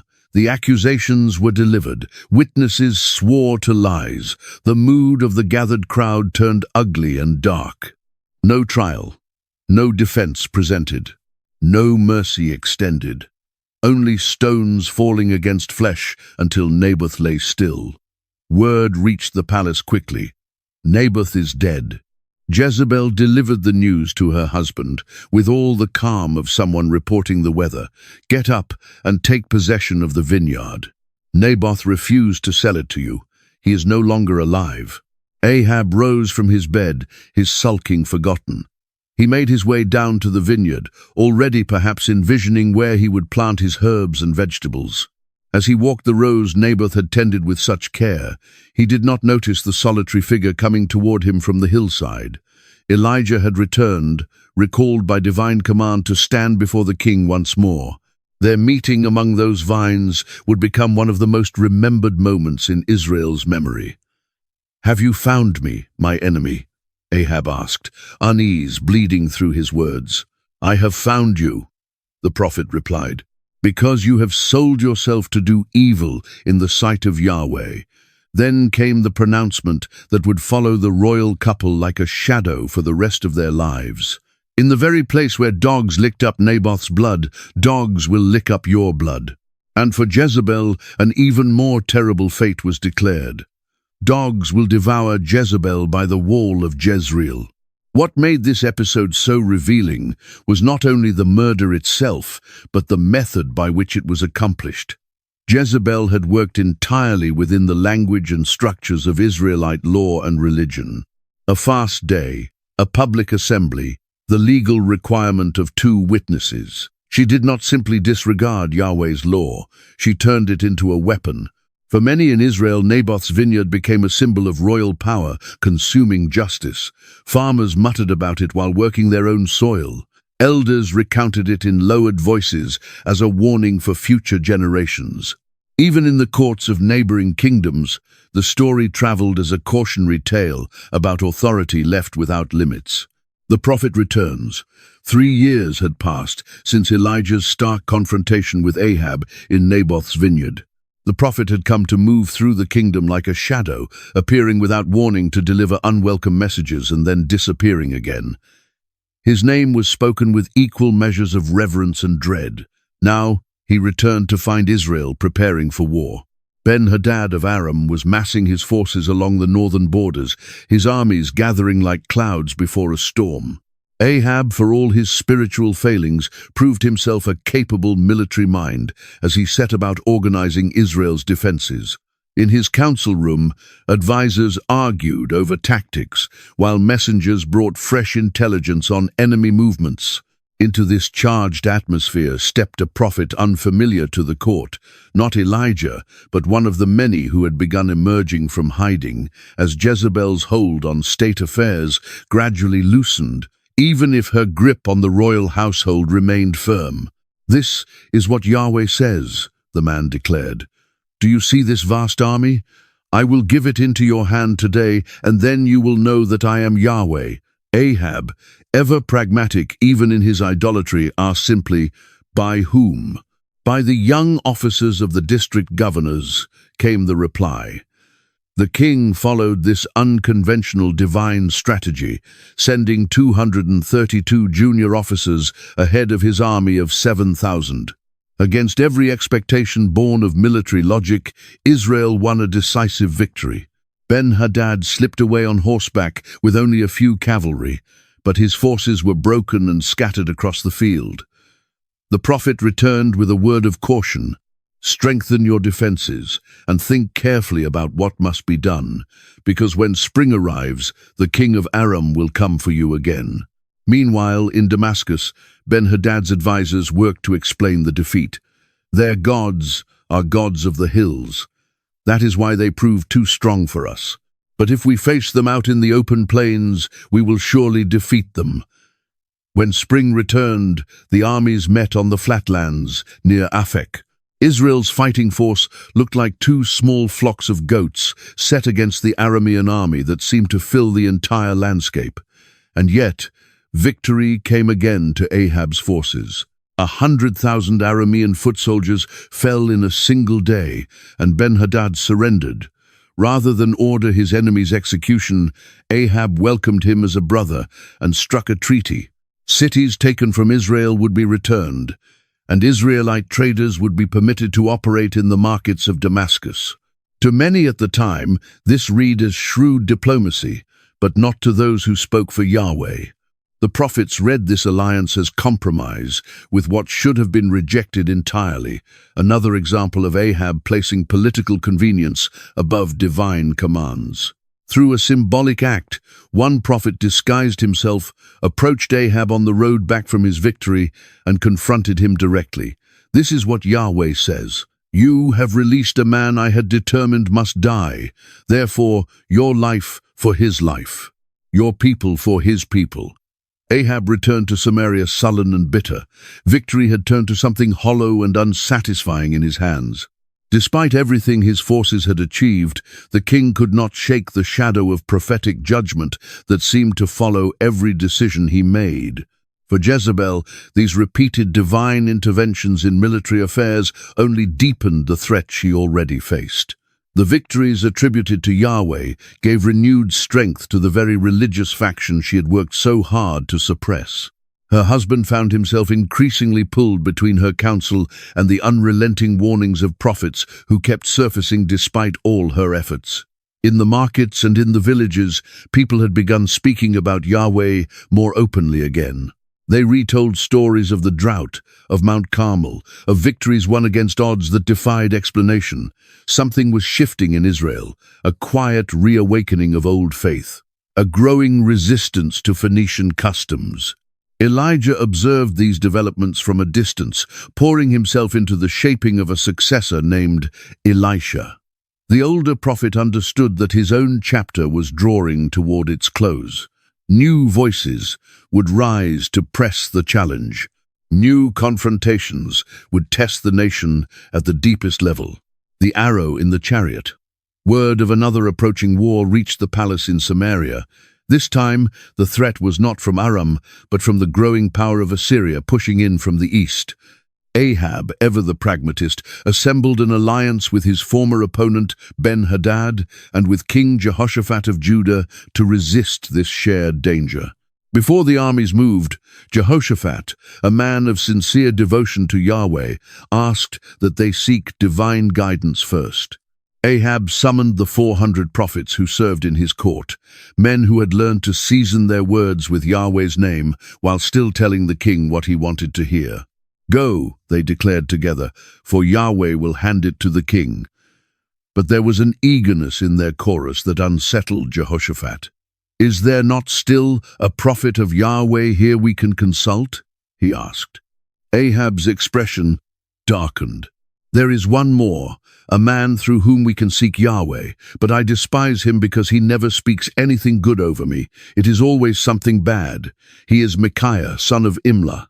While a messenger went to summon Micaiah, a prophet named Zedekiah fashioned iron horns and strutted about, declaring, "With these you will push the Arameans until they are finished." The rest of the court prophets cheered his enthusiasm. The messenger sent to fetch Micaiah advised him to fall in line with the rest, to let his words agree with theirs. His response told everything about the condition of prophetic integrity in those troubled days. "As surely as Yahweh lives, I will speak only what Yahweh tells me," brought before both kings. Micaiah at first repeated the court prophet's message. The tone he used, however, was so clearly laced with sarcasm that Ahab demanded to know, "How many times do I have to make you swear to tell me nothing but the truth in Yahweh's name?" Then Micaiah's manner shifted entirely. He described a vision of Yahweh permitting a deceiving spirit to work through the court prophets to lead Ahab forward. His actual message was unmistakable.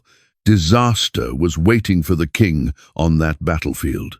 For delivering this unwelcome truth, Micaiah was struck across the face and thrown into prison. Zedekiah the prophet with iron horns challenged him publicly. "Which direction did the spirit from Yahweh travel when he left me to speak to you?" "You will find out the answer to that," Micaiah replied, "on the day you go looking for a room to hide yourself in, forecasting the reckoning that would come for false prophets when his words proved true." Despite the warning, Ahab prepared for battle. In a decision that mixed superstition with strategy, he chose to enter the fighting disguised as an ordinary soldier while asking Jehoshaphat to wear royal robes. Perhaps he hoped to sidestep not just enemy bowmen, but the judgment the prophet had spoken over him. The battlefield near Ramoth-Gilead became a churning chaos of chariots, horses, and infantry. The king of Aram had issued a standing order to his officers: "Do not engage anyone, large or small, except the king of Israel." His captains initially gave chase to Jehoshaphat, mistaking him for Ahab, until they realized their error and turned back. Somewhere in the middle of all that chaos, an Aramean soldier drew back his bow without particular aim and released an arrow into the mass of fighting men. That seemingly random shot slid through a gap in Ahab's armor, finding the space between sections of his breastplate. The king remained standing in his chariot, propped upright and facing the Aramean lines, as blood gathered in a pool at his feet. By sundown he was dead. When his body was brought back to Samaria, the servants who washed his blood-soaked chariot did so at a pool where prostitutes bathed. Dogs came and lapped at the water mixed with royal blood. Elijah's prophecy, spoken aloud among Naboth's vines after that vineyard was taken by murder, had arrived at its fulfillment. For Jezebel, Ahab's death marked a sharp turning point. Her standing now rested on her sons rather than on her husband. As Queen Mother, she would retain real and significant influence, especially since her eldest son, Ahaziah, was cast from much the same mold as his father. Throughout Israel, the news of the king's death and all that surrounded it, the disguise that failed to protect him, the random arrow that found its mark anyway, the dogs lapping up the mingled water and royal blood, all of it seemed to confirm what the prophets had been saying from the beginning. No one, not even a king, steps outside the reach of divine judgment forever. And yet, even as her husband's body was laid in the tomb, Jezebel refused to read these events as anything other than coincidence or the hard fortune of war. Her gods remained powerful in her eyes. Her mission to reshape Israel remained unfinished. The next chapter of her life would be defined not by being a wife, but by being a mother to kings, sons and thrones. Ahaziah, eldest son of Ahab and Jezebel, took the throne in Samaria amid hushed uncertainty. His reign began while the kingdom was still working through the shock of his father's death. Would the son follow the path the father had walked? The palace watched carefully for early signs of who truly held sway over the new king, and they did not have to wait long. Ahaziah showed clearly and quickly that he was his mother's son, carrying forward the devotion to Baal that had defined his parents' reign. The temples Jezebel had raised remained open and active, their priests still carrying influence. If anything, the young king seemed even more committed to Phoenician religious practice than his father had ever been. For Jezebel, this felt like a restoration of her authority. She was no longer simply the foreign queen brought in to seal a political alliance. She now held the honored position of Queen Mother. From her private rooms, she counseled her son on matters religious and political alike. Some in the palace claimed no decree left those walls without her approval first. Across the border in Judah, King Jehoshaphat watched these developments with a careful eye. His own kingdom held to the worship of Yahweh, creating a religious and cultural gap between the two sister nations that widened a little more with every passing year.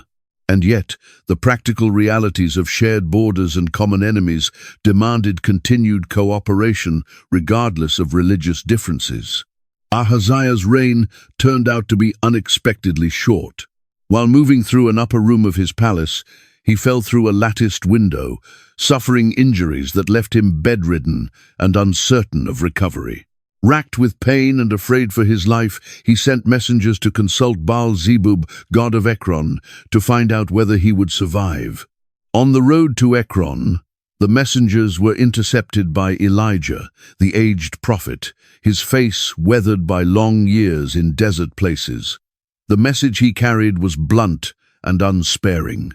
Is it because there is no God in Israel that you are going to inquire of Baal-zebub? The king will not leave the bed on which he lies. He will certainly die. When the messengers turned back and described the man who had stopped them, Ahaziah knew immediately it was Elijah. Even weakened as he was, the king sent soldiers to bring the prophet in. 2 captains and their 50 men each were consumed by fire from heaven. A third captain approached, with his head bowed low, asking humbly for his life and the lives of his men. Elijah then went personally to deliver his message to the dying king. Shortly afterward, Ahaziah died without a son to succeed him, having reigned for only 2 years. The crown passed to his brother Joram, also known as Jehoram.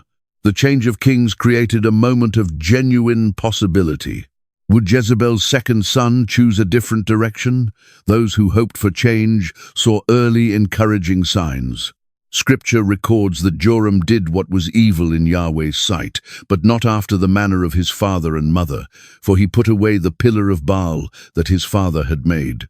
This partial reform, clearing away certain Baal symbols while leaving other aspects of foreign worship in place, suggested a man in inner conflict. Perhaps Joram recognized the political wisdom of appeasing Yahweh's followers without fully embracing their faith. Or perhaps he was genuinely searching for a middle way between his mother's devotion and the traditional faith of Israel. For Jezebel, her son's choices likely registered as troubling compromise. The very symbols she had labored to plant throughout the kingdom were now being uprooted by her own child. And yet she remained influential, adjusting her approach to fit the new realities before her. It was around this time that Elijah's ministry came to its end.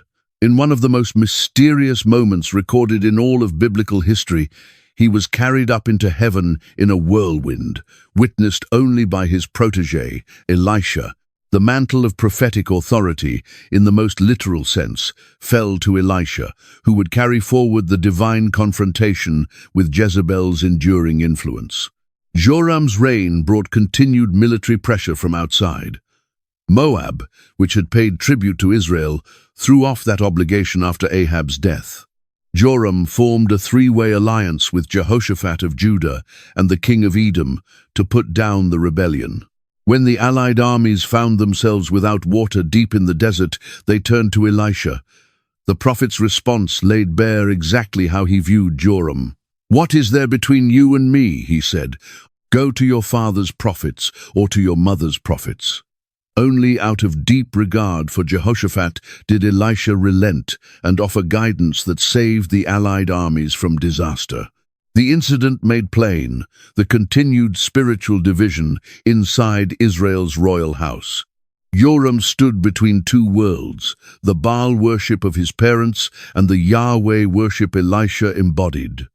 His position in the middle satisfied neither camp fully and would eventually prove impossible to hold. Throughout these years, Jezebel remained a presence of real weight within the court, though increasingly operating from the background. Her direct authority had shrunk, but her influence flowed quietly through her son and those still loyal to her vision. She watched with growing concern as prophetic power swelled again and pressed once more against the boundaries of royal prerogative. Elijah's legacy and Elisha's rise. A different kind of prophet walked the dusty roads of Israel now. Where Elijah had been fire and confrontation, meeting kings head-on, Elisha moved more gently among ordinary people. His miracles tended to reach into everyday life, purifying water supplies, stretching food supplies for hungry families, returning breath to the dead. This change in prophetic expression did not reflect reduced power, only power aimed differently. After Elijah's extraordinary departure in the whirlwind, stories about the new prophet spread from village to village. Women whispered of the jar of oil that kept pouring and never ran dry, rescuing a widow from those who would take her children as payment for debts. Farmers told of an axe head that floated on the surface of the water, recovered against every law of nature. Travelers spread word of poisoned stew made safe and nourishing by a handful of flour. These were not wonders for their own sake. Each one carried a message. Yahweh saw the ordinary person. Yahweh cared about justice and daily struggle, about the lives of those whom the powerful so often overlooked. Perhaps the most consequential of these acts was Elisha's healing of Naaman, commander of Aram's army. This foreign military leader, afflicted with leprosy, found his healing by washing 7 times in the Jordan River, following Elisha's instruction when he had expected something far more dramatic. When Naaman pressed rich gifts on the prophet, Elisha refused them entirely, making clear that divine healing was not a commodity available for purchase. Gehazi, Elisha's own servant, found the offer impossible to resist. He slipped away, approached Naaman privately, claimed that Elisha had reconsidered and would accept a portion of the gift after all. His punishment was to contract the very leprosy from which Naaman had been freed, becoming yet another object lesson about what greed and dishonesty cost in matters of spiritual life. All of these things took place while Jezebel still occupied the palace, working her influence through her son Joram. The contrast between the two could not have been drawn more sharply. A queen who had deployed royal power to force her religion downward from the throne onto a nation, and a prophet who was building a movement from below, one miracle at a time, one village at a time. In certain respects, Elisha posed an even deeper threat to Jezebel's legacy than Elijah had. Elijah had taken on power directly, producing spectacular moments of confrontation that required only the silencing of one man to potentially quiet. Elisha, by weaving Yahweh worship into the rhythms of common daily life across countless communities, had created a movement far too widely dispersed to be suppressed by any campaign against a single figure. The schools of prophets Elisha established throughout Israel became gathering points of resistance to Baal worship and to the overreach of royal authority. Young men shaped in these communities carried the values and message of Yahweh's covenant into every corner of the kingdom. What had once been a small number of prophets huddled in caves during Jezebel's purge was growing into an organized and resilient spiritual force. Jezebel recognized the threat clearly from her chambers in Samaria and Jezreel. She watched this expanding movement with deepening unease. Her son Joram had already given ground by removing certain Baal symbols. Now the common people were turning increasingly to Elisha rather than to royal authority for help and direction.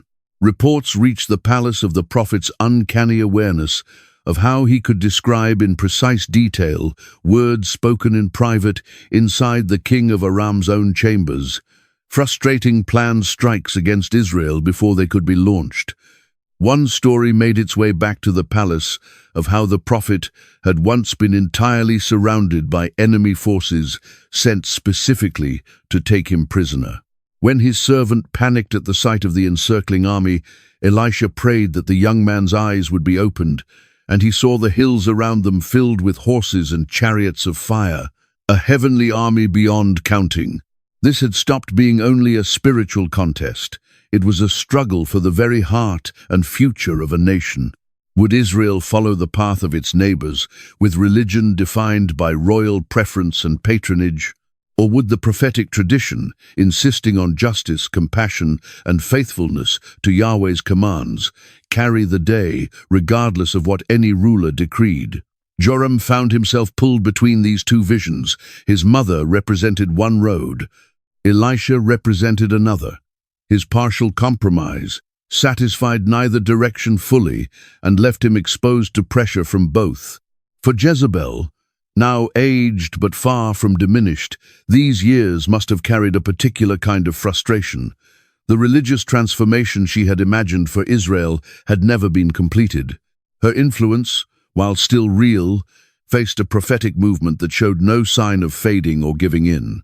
What neither Jezebel nor Joram yet saw was that Elisha's quiet revolution was about to step directly into the political arena.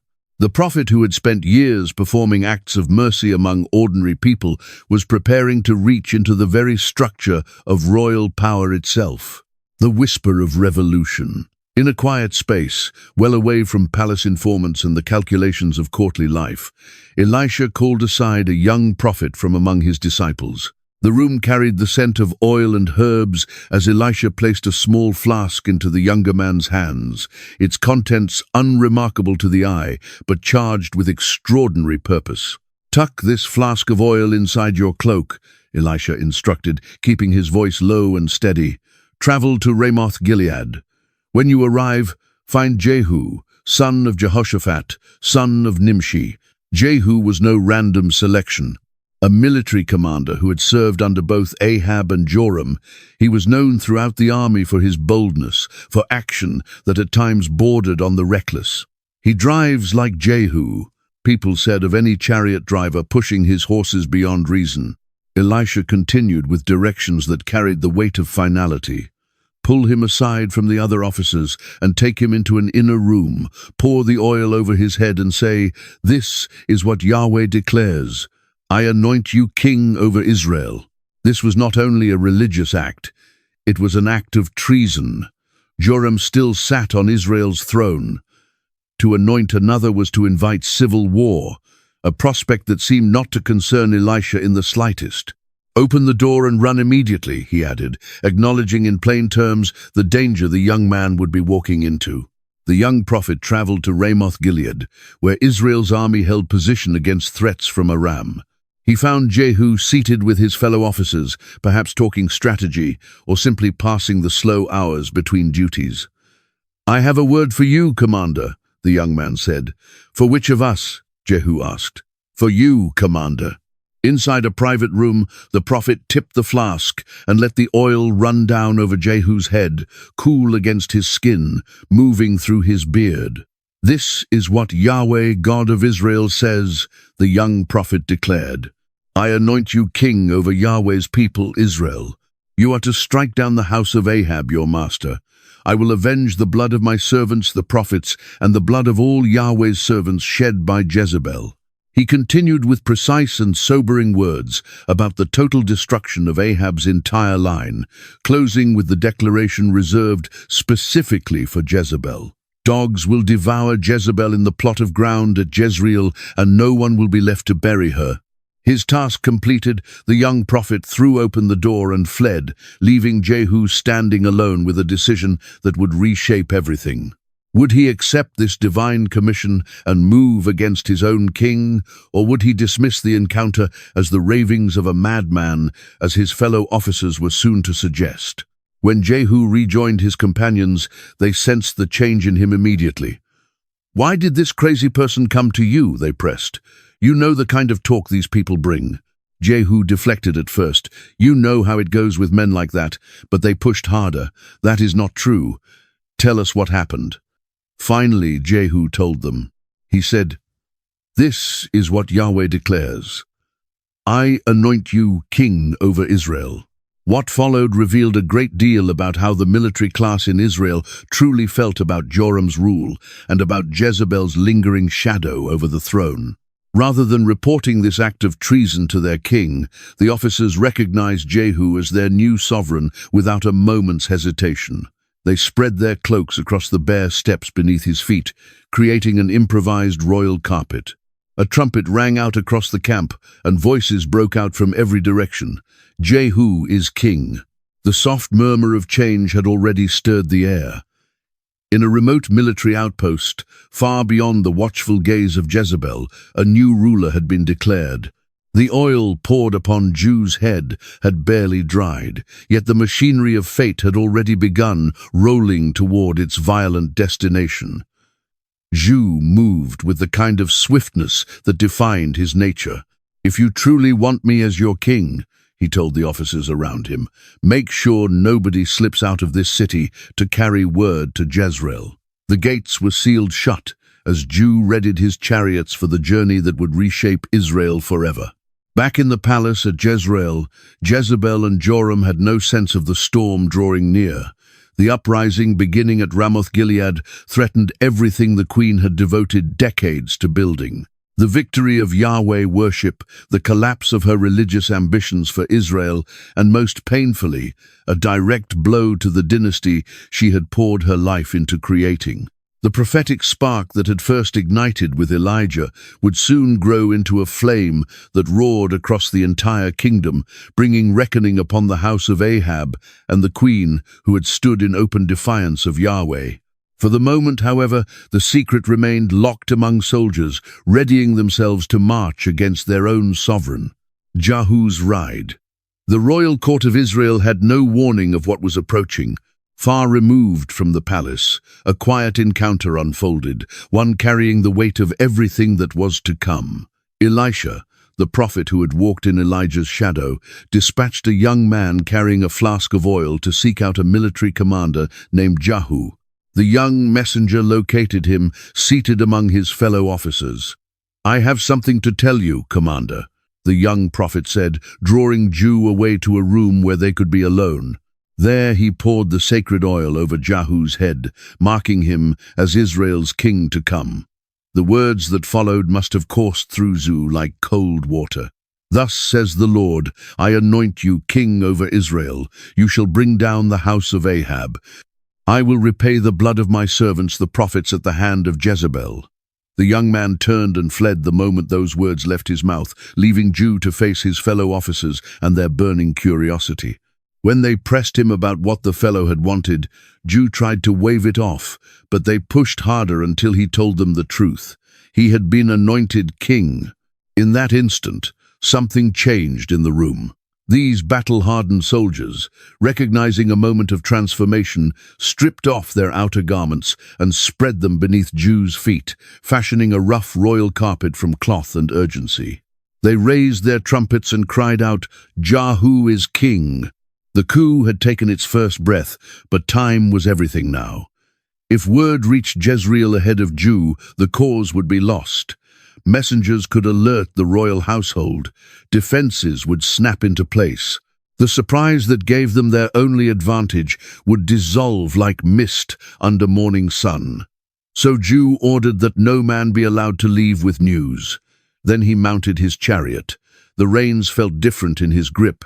These were now a king's hands, not merely a commander's. The horses caught his urgency and surged forward as he drove hard toward Jezreel, where Jezebel and her son Joram waited without a clue. Scripture tells us that Jehu drove furiously. Picture the scene. Great plumes of dust rising in the wake of charging chariots, the drumming of hoofbeats, the groan of wooden wheels spinning at their limits. Jehu's face hard as carved stone, his gaze locked on the horizon ahead. This was no ordinary ride. This was destiny launching itself forward at a fearless pace. A watchman stationed on Jezreel's tower spotted the advancing column of chariots on the distant road. First, just a cloud of dust. Then the unmistakable outline of men and horses pressing forward with clear purpose. King Joram, still laid low by wounds from battle with the Arameans, sent out a rider to meet the oncoming group. "Is it peace?" the rider called out, the familiar greeting of the time, yet carrying enormous tension in that charged moment. Jehu's reply stripped away all pretense. "What peace so long as the harlotries of your mother Jezebel and her witchcrafts continue without number?" The messenger did not return. Neither did a second one, dispatched by an increasingly anxious king. Both joined Jehu's column instead, adding to the force bearing down on the unsuspecting royal house.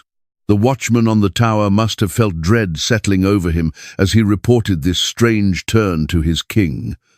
Something had gone deeply wrong, and the dogs of Jezreel began to howl. The fall of Joram. Morning light spread across the walls of Jezreel as two chariots rolled out through the city gates. In one rode King Joram of Israel, Jezebel's son.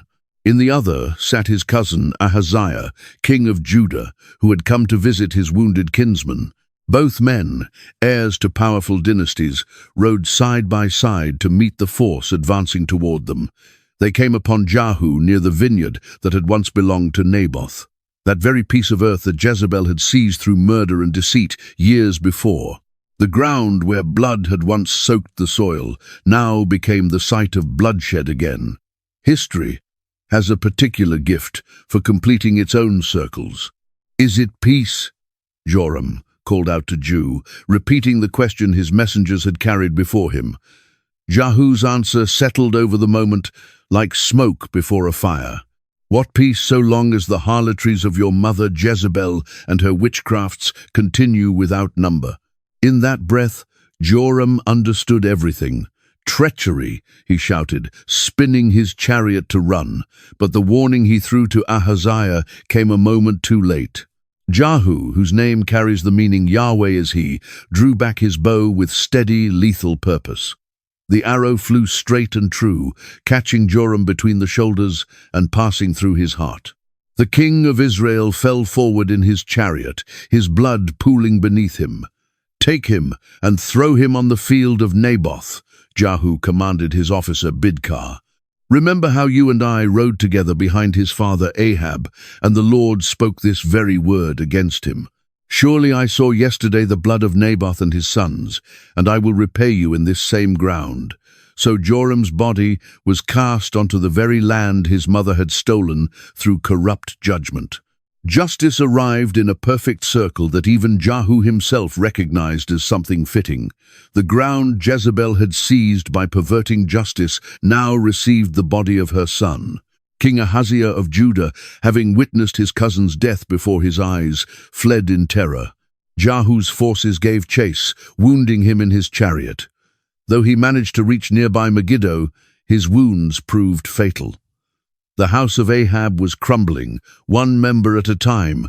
With Joram dead, nothing stood between Jehu and Jezreel except the city gates and the queen mother waiting on the other side of them.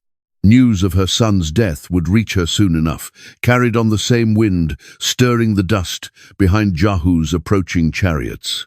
The prophetic wheel set into motion long ago by Elijah on the slopes of Mount Carmel was now spinning with terrible momentum. The ground was about to receive more blood, and the dogs of Jezreel grew restless, as though they already sensed the meal that prophecy had promised them. Jezebel's last stand.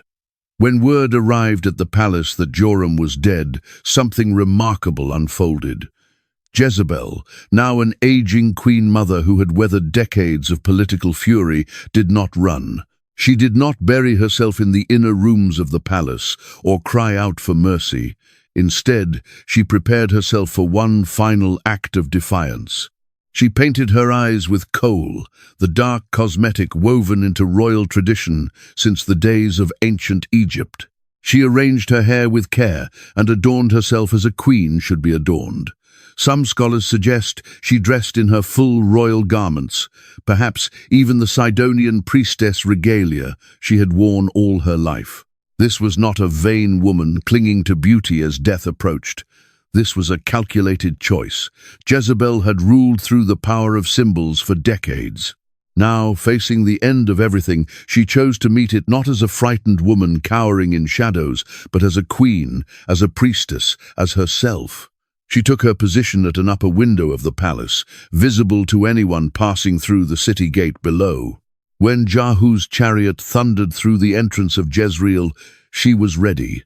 Her silhouette appeared in the window above him, regal and unmistakable in her defiance. "Is it peace, you Zimri?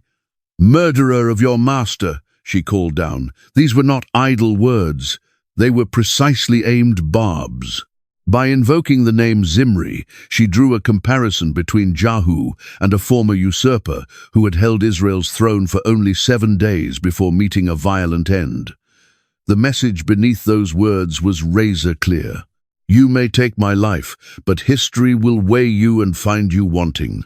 Jehu looked upward at this woman who had dominated Israel's political life for so many years, the queen who had come within reach of dismantling Yahweh worship, the foreigner who had planted Baal at the very center of Israel's national life, his nemesis. "Who is on my side? Who?" he shouted upward. The answer came from within the palace itself. 2 or 3 eunuchs, palace attendants who had served the royal household for years, appeared at the window beside Jezebel. Men who had bowed to her command now stood at a crossroads: remain with a falling queen or step toward the rising power. "Throw her down," Jehu ordered. Scripture's account of what followed carries a stark, unadorned weight. So they threw her down. Picture that moment. Hands that had served her for years, now gripping her body and releasing her into the air. The queen's voice cut short as she fell. The sound of a human life ending against stone below. Blood spreading across the palace walls and over the wheels of Jehu's chariot.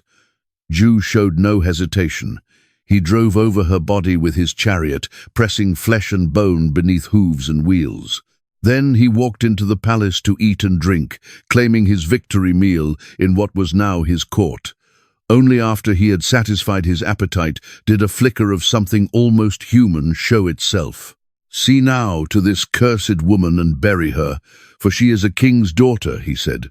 But when servants went to gather what remained of Jezebel, they found almost nothing: her skull, her feet, and the palms of her hands. The rest had been consumed by the street dogs of Jezreel, precisely as Elijah had foretold years before. Jezebel's last stand had run its course. Her defiance lingered in an empty window above a blood-stained street. The dogs and the prophecy. Night settled over Jezreel, bringing with it a silence that pressed against the ears. The palace halls, where Jezebel's voice had once commanded and shaped events, now rang with Jehu's victory celebrations. Outside in the streets, shapes moved through the darkness. The city's hungry dogs, drawn forward by the scent of blood. Years before, the prophet Elijah had faced Ahab with fire in his eyes and spoken words that must have seemed almost impossible in that moment. In the place where dogs licked up the blood of Naboth, so shall dogs lick your blood. And about Jezebel, the prophecy had been even sharper in its precision. The dogs shall eat Jezebel by the wall of Jezreel. Words spoken in fire had now become events written in flesh and blood. The street dogs of ancient cities were not household pets. They were scavengers, creatures living half wild at the margins of human settlement, cleaning refuse from the streets and sometimes posing genuine danger to those who moved carelessly at night.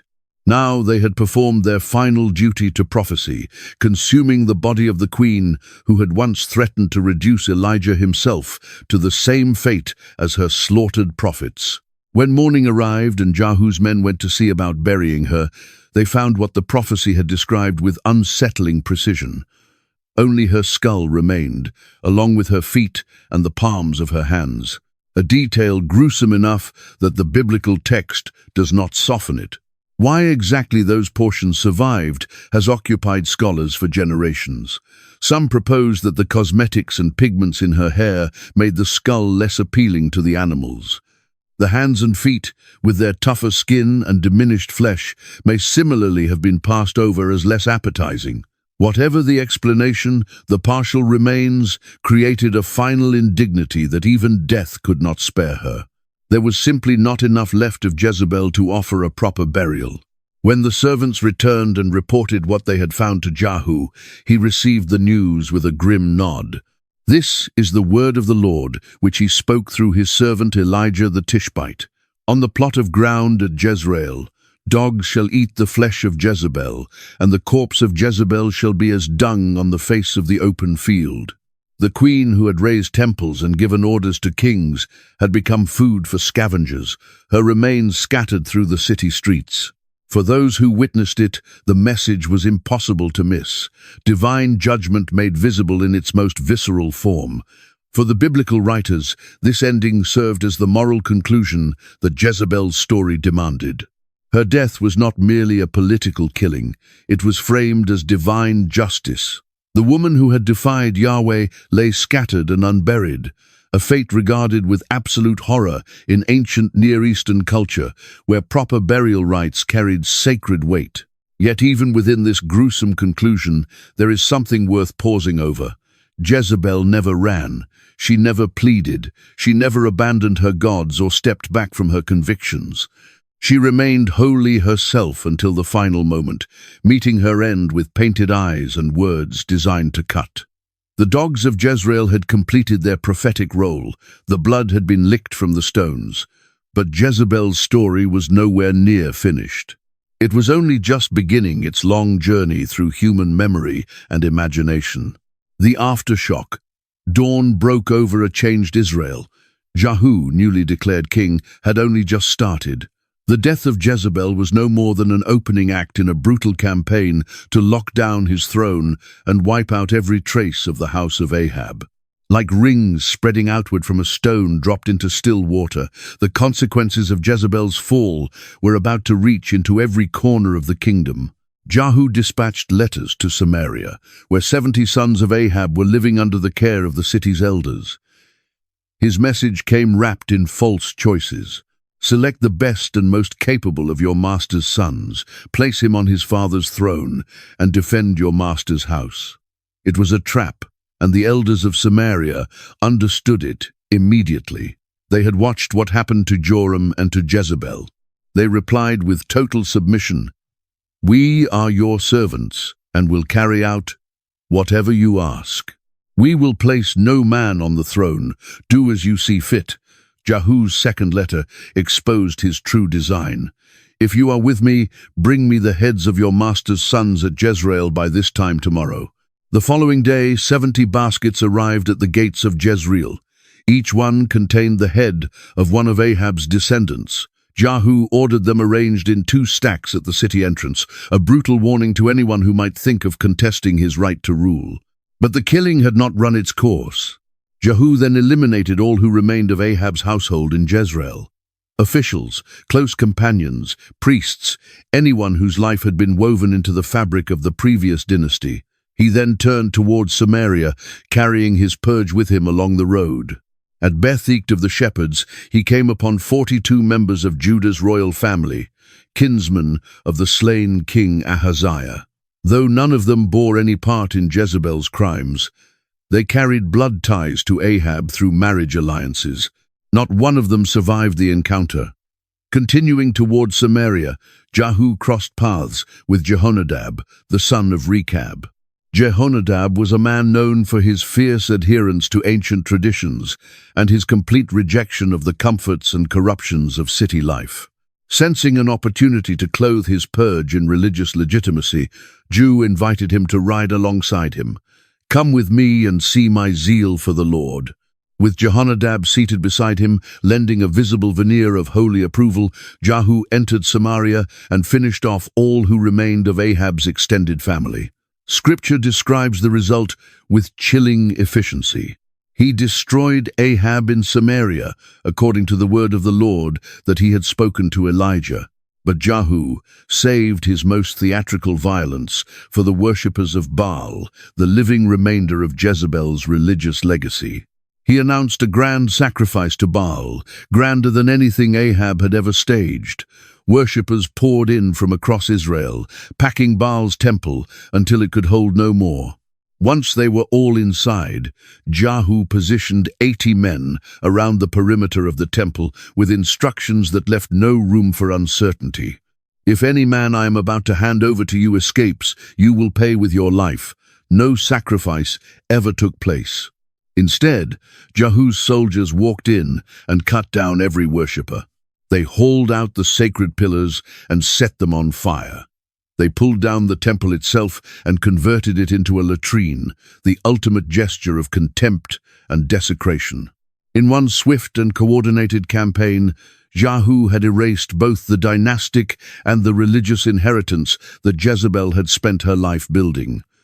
The Omride dynasty that had governed Israel for decades no longer existed.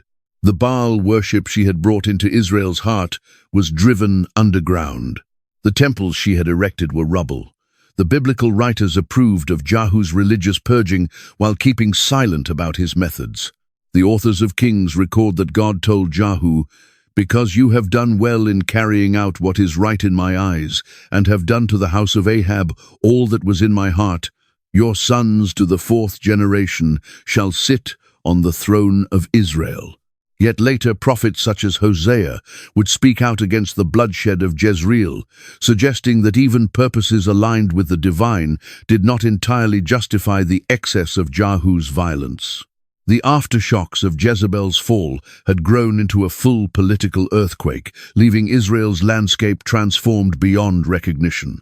Jezebel through the prophets. Long after the dogs had finished their grim work in the streets of Jezreel, Jezebel continued to live in Israel's collective memory. The prophets who came after Elijah and Elisha kept her story breathing, not simply as a record of historical events, but as a potent symbol that carried meaning beyond the woman herself.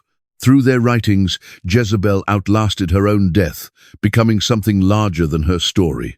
A warning woven into the tradition, a spiritual archetype, a name whose weight extended far beyond any single life.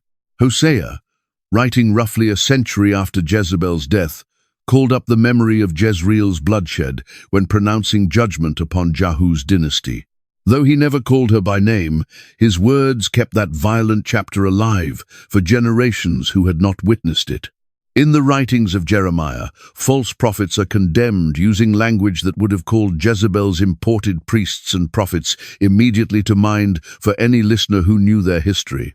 When Jeremiah warned against those who prophesy by Baal and lead my people astray, the echo of Jezebel's religious establishment would have been unmistakable. Ezekiel deployed some of his most vivid and searching language to condemn religious infidelity, often drawing on feminine imagery that summoned the memory of Jezebel's story. When he spoke of Israel straying after foreign gods, his audience would have known exactly who had paved that road. But it was in the much later book of Revelation that Jezebel made her most direct and named prophetic appearance.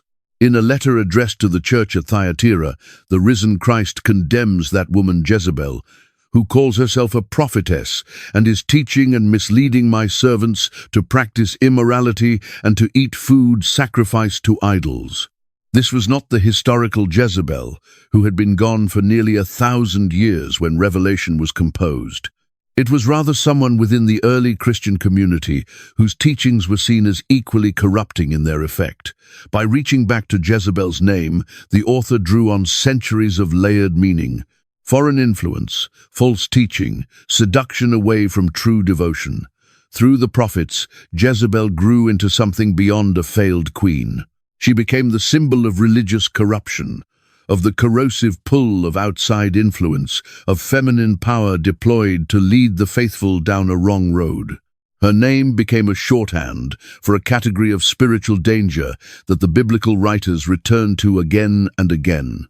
Whether this characterization was just to the actual woman is a separate question entirely.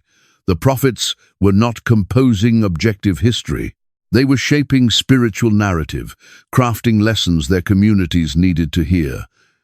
Jezebel fit their purposes with perfect precision, powerful, foreign, feminine, and devoted to gods they rejected. Yet even in the prophetic writings, traces of Jezebel's genuine power show through. She is never portrayed as ineffective or weak.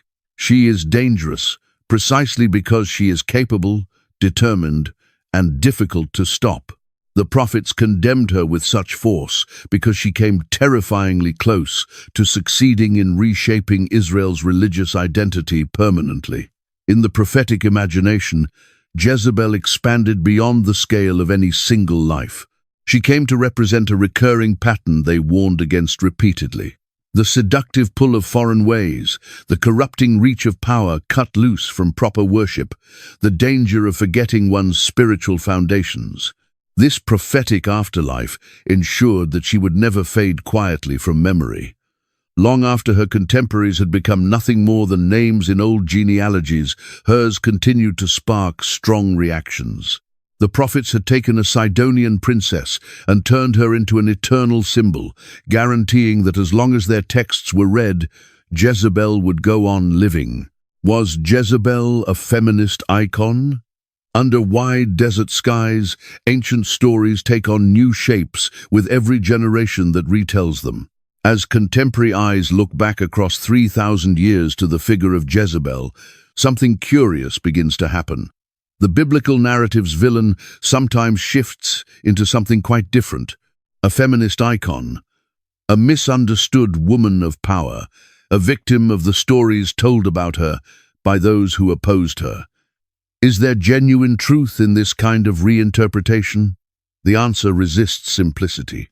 Jezebel undeniably displayed qualities that modern feminists might find worthy of respect. She was forceful in a world where women rarely held direct authority. She preserved her cultural and religious identity rather than surrendering it to fit into her adopted country's expectations. She exercised real political power, not merely ceremonial influence. And when death came for her, she faced it with dignity and defiance, rather than pleading or disappearing into hiding. These qualities, independence, cultural integrity, political intelligence, and courage, resonate with values that contemporary readers associate with genuine female empowerment. Some modern eyes, looking back at Jezebel, see a woman who refused to be pushed to the margins, who found ways to occupy real space in a world built to keep her out. Yet claiming Jezebel as a straightforward feminist hero requires setting aside the darker charges the biblical text levels against her. The narrative accuses her of engineering Naboth's judicial murder to satisfy her husband's desire for a neighbor's land. It describes her violent campaign against Yahweh's prophets. It portrays her as importing religious practices that, by biblical standards, led Israel into serious error. A more carefully considered feminist reading might acknowledge these portrayals while raising honest questions about the reliability of the account itself. After all, Jezebel's story comes to us entirely through writers who stood in fundamental opposition to everything she represented, both religiously and politically. They had every incentive to paint her in the darkest colors available to them. What would her reign look like if the account had come from Sidon? What if we had records left by the women who served in her court or by those who worshipped at the temples she built and funded? Those voices have been lost entirely, leaving behind a portrait drawn exclusively by her enemies. Some scholars have pointed out that the biblical text's attention to Jezebel's cosmetics and physical presentation in her final scene reveals the weight of ancient biases. Would a male ruler's last moments have been described with such focus on his appearance, or would the record have stayed fixed on his political and military conduct? Perhaps the most balanced view refuses to place Jezebel in either category. Neither full villain nor uncomplicated hero, but a complex human being navigating circumstances not entirely of her own making. Born a princess in coastal Phoenicia, she was dispatched to a less cosmopolitan and far more religiously rigid kingdom as a piece on a political board. She carried her cultural heritage with her, including religious practices that horrified the religious establishment of her new home. Rather than quietly assimilating, she moved to transform the place she had been sent to. That choice, whether it is understood as courageous or as reckless, set her on a course of direct collision with prophetic forces that would not bend. Modern feminist interpretation does not need to restore Jezebel to perfection in order to find real value in her story. Perhaps what is most genuinely feminist about engaging with her is simply the act of seeing her as a fully human participant in the events of her time. Neither a demon nor a saint, but a woman making choices within the possibilities and the walls of her particular historical moment. Her story reminds us that women have always found paths to power, even within societies that appeared designed to prevent it. It shows us that ancient texts often reveal as much about their writers' assumptions and fears as they do about their stated subjects. And it demonstrates how religious conflict has a way of becoming the lens through which history judges figures whose real complexity refuses to be contained. Jezebel, as a straightforward feminist icon, perhaps not entirely, but Jezebel as a woman worth understanding on her own terms, beyond the caricature her opponents constructed, absolutely. The politics of idolatry. A soft wind moving through cedar trees, the warm glow of oil lamps falling across stone pillars, sweet incense curling upward toward carved wooden ceilings. This was the world of Baal worship, not the scene of demonic excess so often conjured in the imagination, but a sophisticated religious tradition with centuries of accumulated practice and meaning behind it. To understand Jezebel with any real depth, we need to look past the biblical condemnation and consider what her religious tradition actually consisted of. Archaeological discoveries have given us a picture of Phoenician religion that is considerably more nuanced than what the biblical writers chose to provide. Baal, whose name simply translated as Lord or Master, was a god of storms and fertility. In agricultural societies where everything depended on rainfall and the turning of seasons, devotion to him was entirely understandable. Carvings and statues recovered from the region show him holding a lightning bolt or raised spear, symbols of his authority over the life-giving rains. His consort Asherah, also referenced in biblical texts, was associated with fertility and motherhood. These were not uniquely Phoenician deities. Various expressions of Baal worship extended across the ancient Near East. Even within Israel itself, archaeological evidence suggests that many ordinary people practiced a blended faith that wove elements of Baal, devotion, in alongside worship of Yahweh. The boundaries between religions were often considerably more fluid in lived experience than biblical texts acknowledge. What made Jezebel's version of these practices so dangerous in the eyes of her opponents was not necessarily their content in isolation, but the context in which she introduced them. She was not simply practicing private devotion, she was implementing state-sponsored religious change on a national scale. She built temples using royal funds. She supported hundreds of prophets and priests directly out of the palace treasury. She elevated her gods to a position of national prominence. This was not simply religion, it was inseparable from politics. In the understanding of the ancient Near East, gods and kingship were bound together in ways that could not be separated. Kings ruled by divine sanction. Temple and palace functioned as parallel centers of authority. By reshaping Israel's religious landscape, Jezebel was simultaneously reshaping its political foundations. For the Yahwistic prophets like Elijah, this amounted to an existential crisis. Their understanding of Israel's identity was built entirely on exclusive devotion to Yahweh. Their understanding of kingship depended on the monarch's accountability to divine law, rather than the monarch's embodiment of divine will. Jezebel's religious program threatened both of these foundations at their roots. The conflict between Jezebel and Elijah was never simply a theological disagreement conducted in polite terms. It was a contest for Israel's soul and its future. Would the northern kingdom hold on to its distinctive religious character, or would it be absorbed into the broader patterns of its regional neighbors? Would its monarchy follow the model of other Near Eastern divine kingships?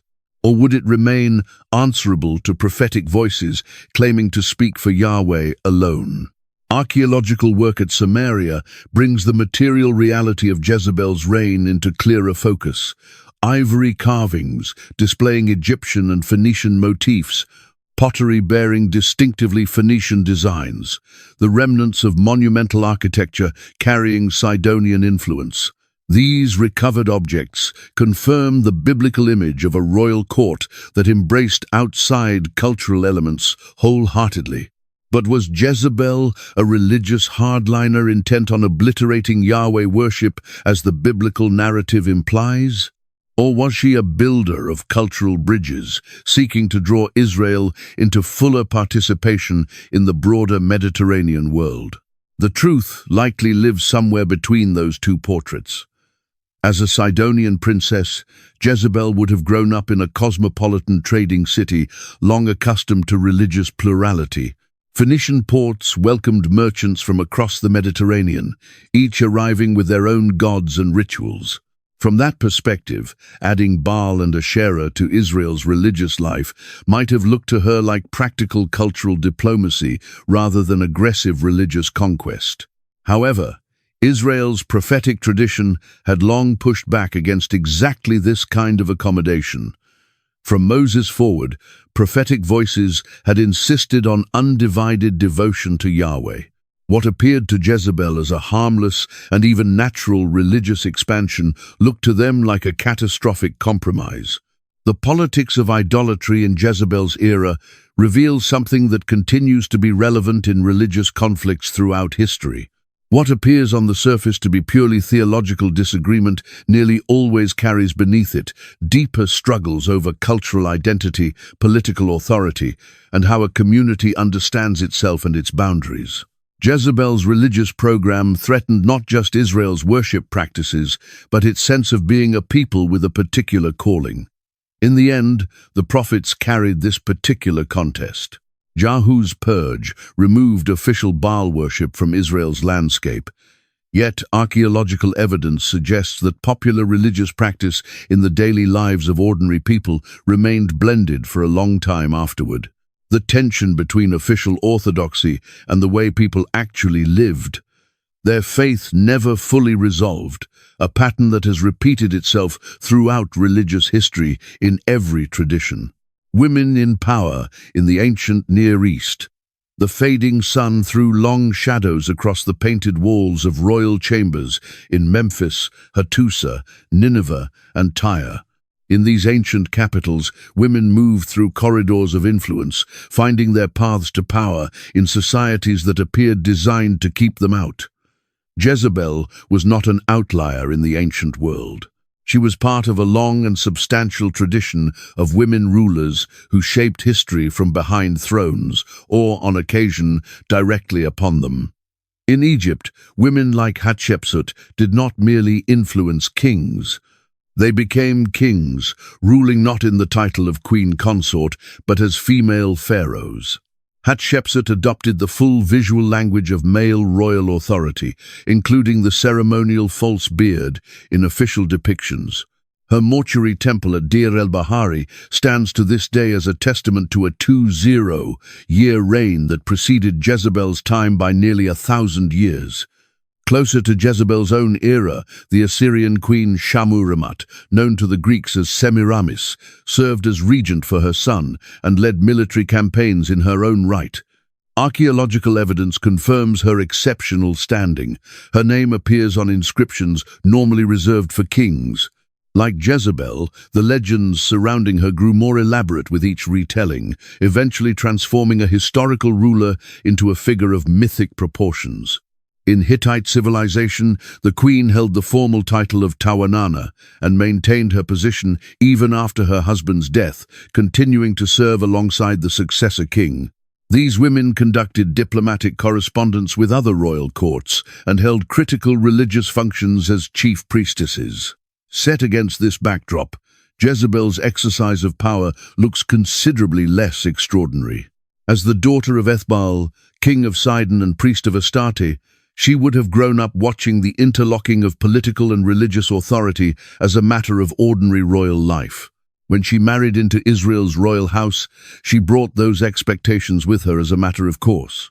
The Mediterranean world that Jezebel knew was moving through what historians call the Orientalizing period, a time of intensifying cultural exchange between East and West. Trade networks were carrying not only goods, but ideas, practices, and artistic forms across what had previously been more fixed boundaries.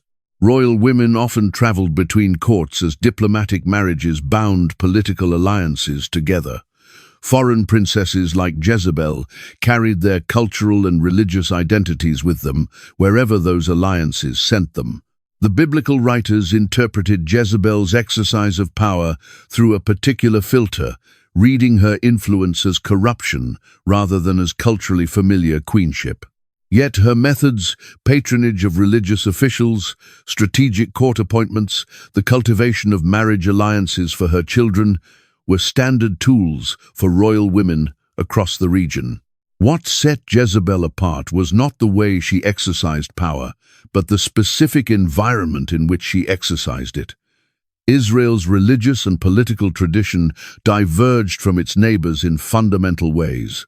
Prophets like Elijah claimed a form of divine authority that stood entirely separate from, and at times in direct opposition to, royal power. This created immediate friction when Jezebel applied patterns of queenship that were entirely unremarkable in Phoenicia to Israel's far more volatile setting. After Jezebel's death, her daughter Athaliah extended the family's tradition of female authority into the following generation. When her son, King Ahaziah of Judah, died, Athaliah seized the throne outright and ruled Judah for 6 years on her own authority. Like her mother before her, she met a violent end when priests organized a coup to restore her grandson Joash to the throne. These mother and daughter rulers together demonstrate how women could create enduring spaces for female authority even within rigidly patriarchal systems. They used religious patronage, control over the royal household, strategic marriages, and the careful building of loyal networks to construct systems of influence that sometimes matched or surpassed those of the kings they had married. Archaeological evidence recovered from across the ancient Near East confirms that royal women controlled their own households, managed substantial property holdings, conducted business affairs, and in some cases administered entire regions or cities. Seals bearing queens' names have been recovered, establishing that these women held authority to conduct official transactions. Jezebel's story, placed within this broader context, becomes less the tale of one woman's singular ambition and more the inevitable friction produced when different models of female royal authority collided with Israel's distinctly different religious and political norms. The biblical writers presented Jezebel as a dangerous exception. But by the standards of the world she had been born into, she was doing what Sidonian queens did. Her tragedy was not that she reached for power. It was that she never fully grasped how differently power worked in the kingdom she had entered. Centuries after her death, her name became the standard shorthand for dangerous female influence. Yet in her own time, she was walking paths that had been walked by royal women before her. The ancient Near East produced many powerful women whose stories have faded from the record over time. Jezebel survives not because she was unique, but because her enemies wrote her story with enough force and vividness to carry it across 3,000 years. Jezebel, in Jewish tradition, stars flicker above ancient synagogues where for centuries rabbis and scholars have unrolled Torah scrolls and turned over their meanings with careful hands. In those houses of learning, Jezebel's story continued to grow and develop long after her death. Jewish tradition found in her a compelling symbol and a useful moral lesson, a woman whose story could be opened and examined for what it taught about faith, cultural loyalty, and the proper conduct of a life. The earliest post-biblical Jewish interpretations of Jezebel appear in the Talmud, that vast body of rabbinic deliberation compiled between the 3rd and 5th centuries of the Common Era. Here, the rabbis fill in the spaces the biblical narrative leaves open, pressing into questions the text does not fully answer. One well-known Talmudic passage takes up the question of why Jezebel deserved the particular death she received. The rabbis, always searching for patterns of measure-for-measure justice in the biblical stories, suggested that her gruesome end, being consumed by dogs, corresponded to specific transgressions. According to one opinion in these discussions, she would dance before young men in ways that seduced them, using the jingling sound of ankle bells like those worn by temple dancers. This interpretation reshaped the political and religious conflict of the biblical account into a story centered on sexual impropriety.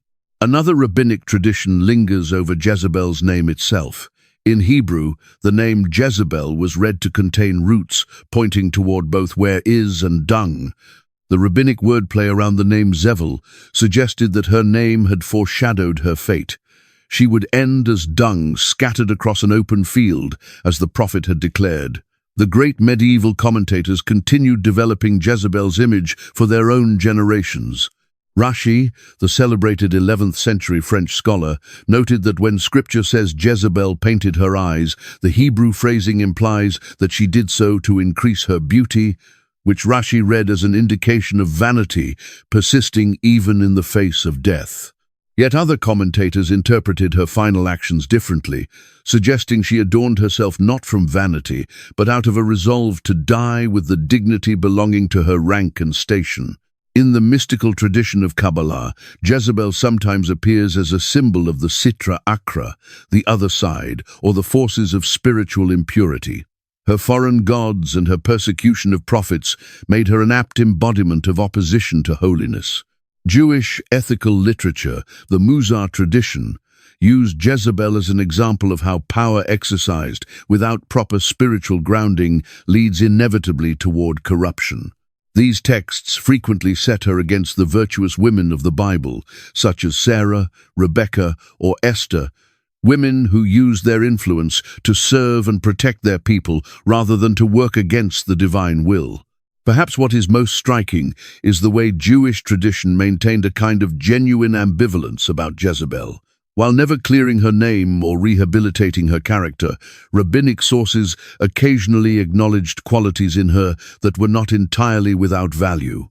The Talmud observes at one point that part of the reason Ahab was granted 22 years of kingship was that he respected his wife and his Torah, which contains 22 letters. Even in condemning what Jezebel represented, this tradition recognized that honoring one's spouse was itself praiseworthy. Some midrashic traditions suggest that Jezebel's fidelity to the religious traditions of her childhood, however misguided in the rabbinic view, demonstrated a certain integrity of character.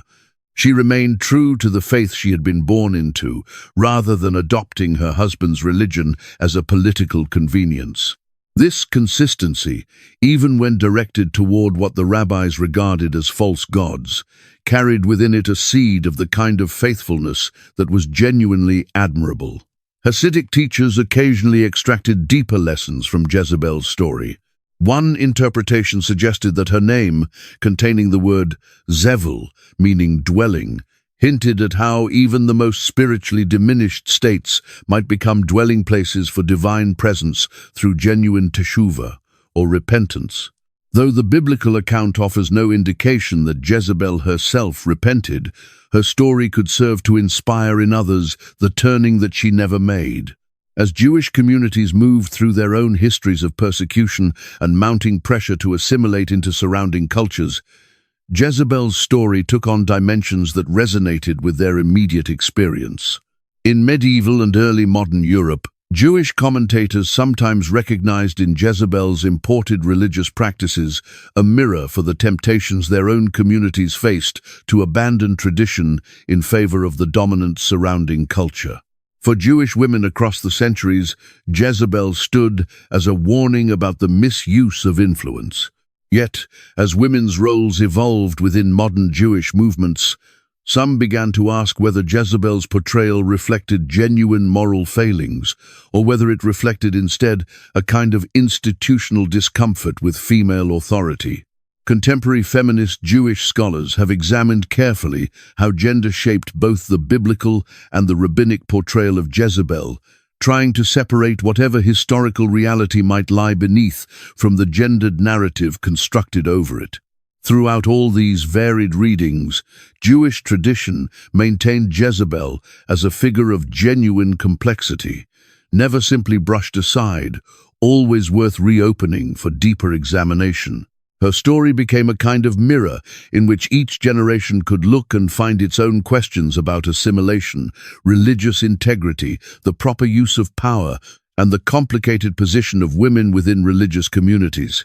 In synagogues and houses of study, whenever Torah scrolls were unrolled to the accounts of Israel's kings, Jezebel's name continued to produce strong responses, a lasting testimony to her power as a symbol in Jewish religious imagination. Jezebel in Christian imagination. The name Jezebel moves through Christian history like a warning struck on a bell. In the Book of Revelation, composed centuries after her death, she is no longer flesh and blood, but something more unsettling. The author refers to a prophetess who calls herself Jezebel, teaching and leading her followers off course. With that single reference, her name vaults from the realm of history into the realm of spiritual metaphor. Medieval Christians did not simply remember Jezebel, they were wary of what she was understood to represent.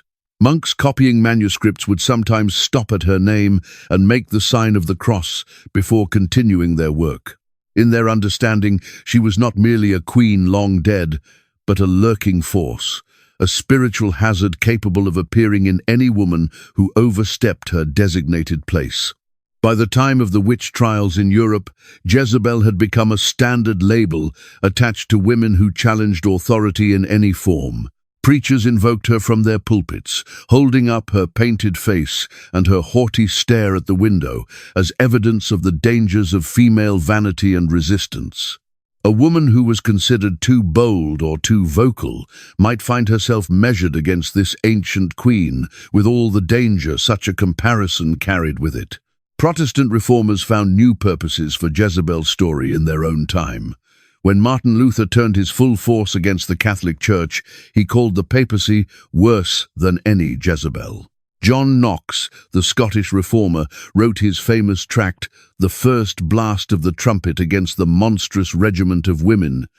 targeting Mary Queen of Scots by drawing an explicit comparison to the Phoenician queen who had led Israel into religious error. The concept of a Jezebel spirit took root in the soil of American revivalist movements and grew vigorously there.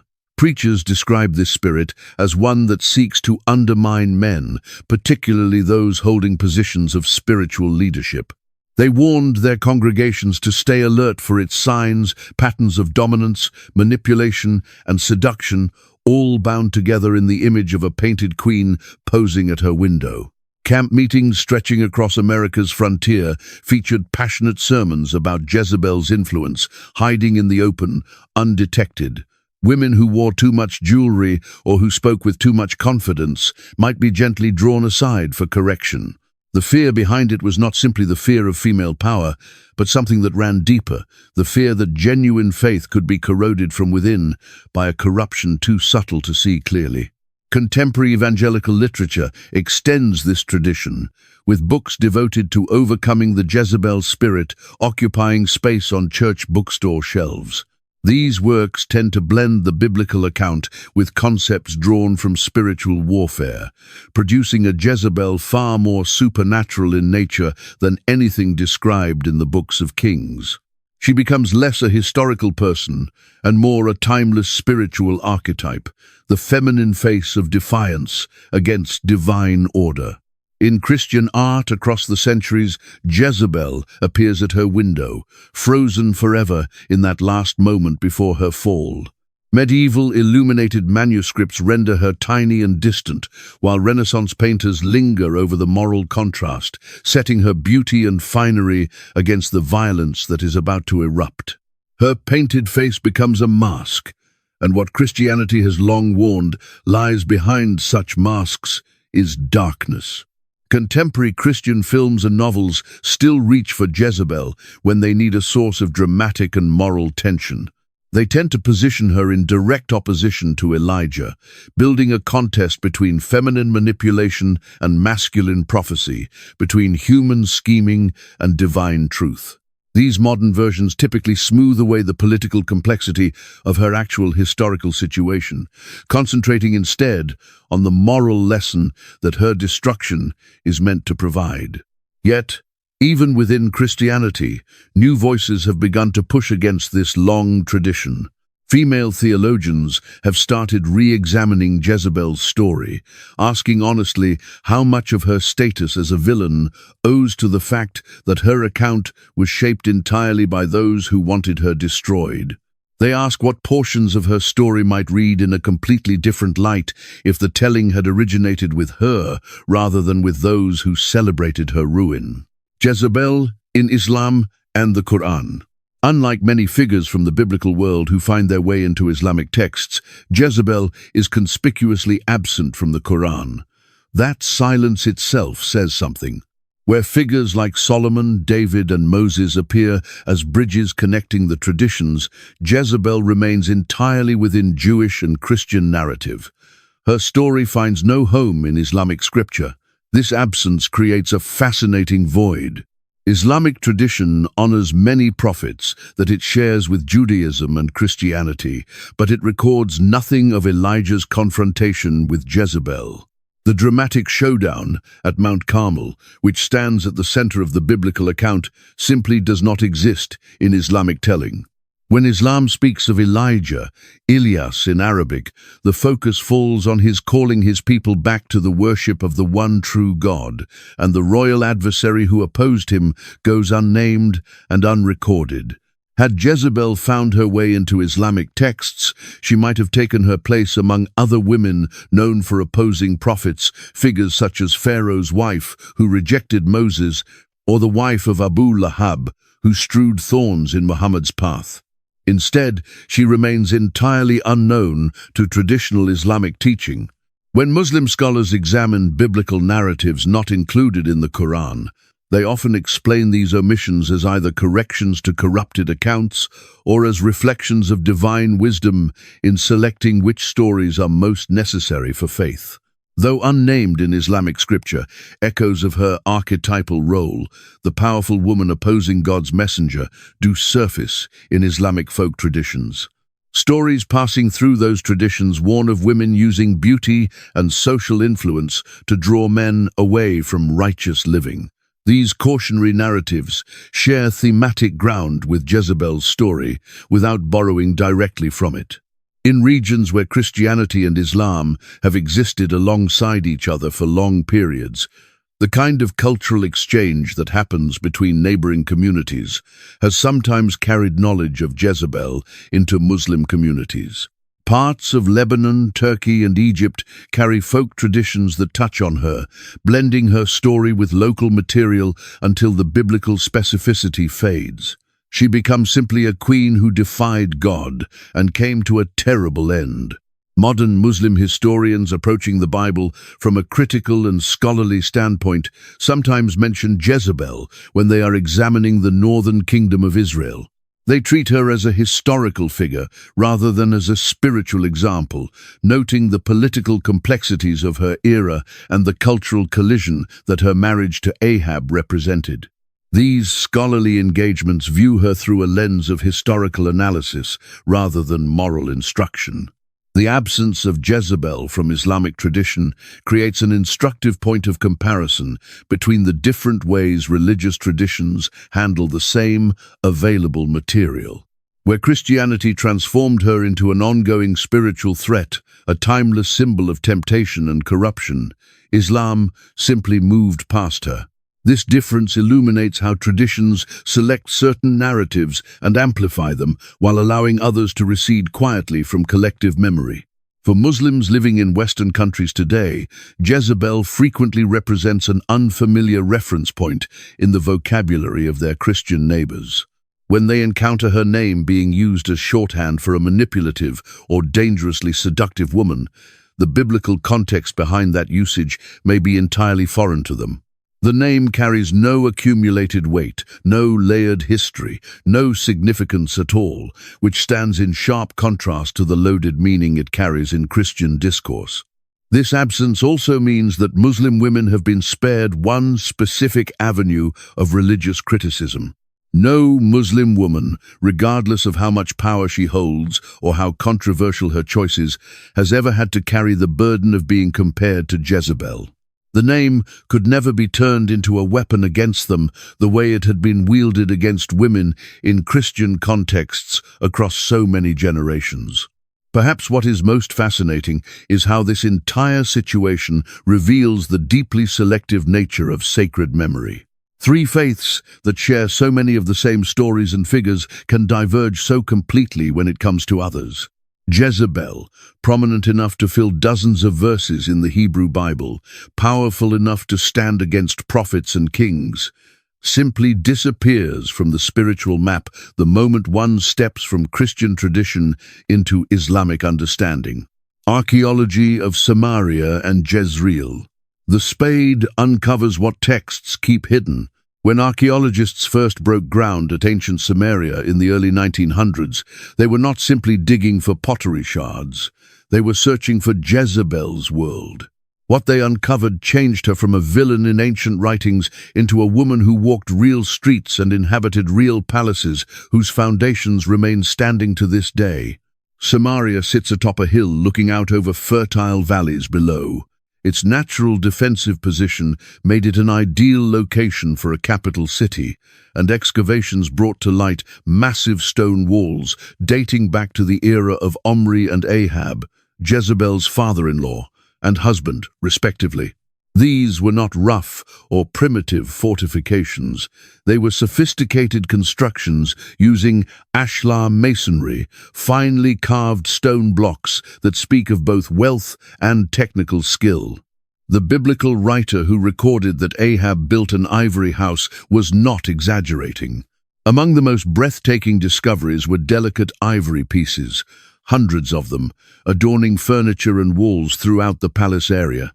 These ivories display unmistakable Phoenician craftsmanship combined with Egyptian motifs, including lotus flowers, sphinxes, and royal figures seated on thrones. Many scholars believe Jezebel brought these artistic influences with her from Tyre. A person could trace the same curves and patterns that her own eyes once admired. A stone seal discovered in Israel carries the inscription YZBL, quite possibly Jezebel's personal seal for use on official documents. Its existence confirms something that is often overlooked. She functioned as a legitimate queen with genuine administrative responsibilities, not merely as the biblical villain history reduced her to. The seal itself shows Egyptian influence in its design, again pointing to the cosmopolitan character of her court. The archaeological layers tell a story of prosperity during the reign of Ahab and Jezebel. Imported goods, Cypriot pottery, Egyptian scarabs, luxury items from across the Mediterranean all point to a kingdom deeply embedded in flourishing trade networks. Far from driving Israel toward ruin, the material evidence strongly suggests that their reign was marked by economic growth and cultural exchange. At Jezreel, the site of Jezebel's death, excavations revealed an enormous rectangular enclosure with massive corner towers. This royal compound corresponds closely to the biblical description of a secondary palace, where the royal couple sometimes took up residence. Standing at the excavated gate, one can almost picture Jehu's chariot approaching and Jezebel positioned at her window above. The religious conflict that sits at the center of Jezebel's story also leaves traces in the ground. Archaeologists have uncovered small female figurines, possibly representations of Asherah, the goddess frequently worshipped alongside Baal. These were found not only in royal contexts but inside ordinary households, suggesting that the religious practices Jezebel promoted had already taken root among the broader population. Stone altars with corners matching the biblical description of Baal worship sites have also been excavated. Some bear signs of deliberate destruction, possibly carried out during the religious reforms that followed Jezebel's death. These broken stones bear silent witness to the violent religious reversals the population endured as royal policy shifted back and forth. Water systems from this period demonstrate remarkable engineering capability. Deep shafts were cut through solid bedrock to reach springs beneath the cities, securing water supplies during times of siege. The impressive waterworks at Megiddo and Hazor likely mirrored those in Samaria, demonstrating that whatever one may say of her religious policies, Jezebel's kingdom invested seriously in critical infrastructure. Climate studies of the region have identified evidence of a severe drought during the 9th century BCE, precisely the period when the Bible places Elijah's confrontation with the prophets of Baal, over which deity could bring the drought to an end. This scientific confirmation of a genuine climate crisis lends credibility to the biblical account, suggesting it preserves memory of real historical events, however filtered through theological interpretation. No archaeological evidence directly confirms the more graphic details of Jezebel's death. No dog bones gathered at a particular location in Jezreel, no bloodstains on ancient stones. Yet, the spatial layout of the excavated palace aligns with the biblical description of her defenestration. The physical setting makes the story plausible in ways that pure fiction might not be. Perhaps most significantly, archaeology reveals what texts only hint at.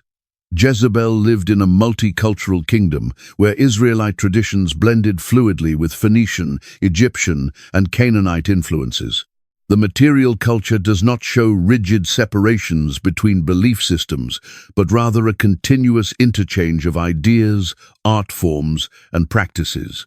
This broader context helps explain why her introduction of Phoenician worship was not nearly as foreign or as shocking as biblical writers later made it seem.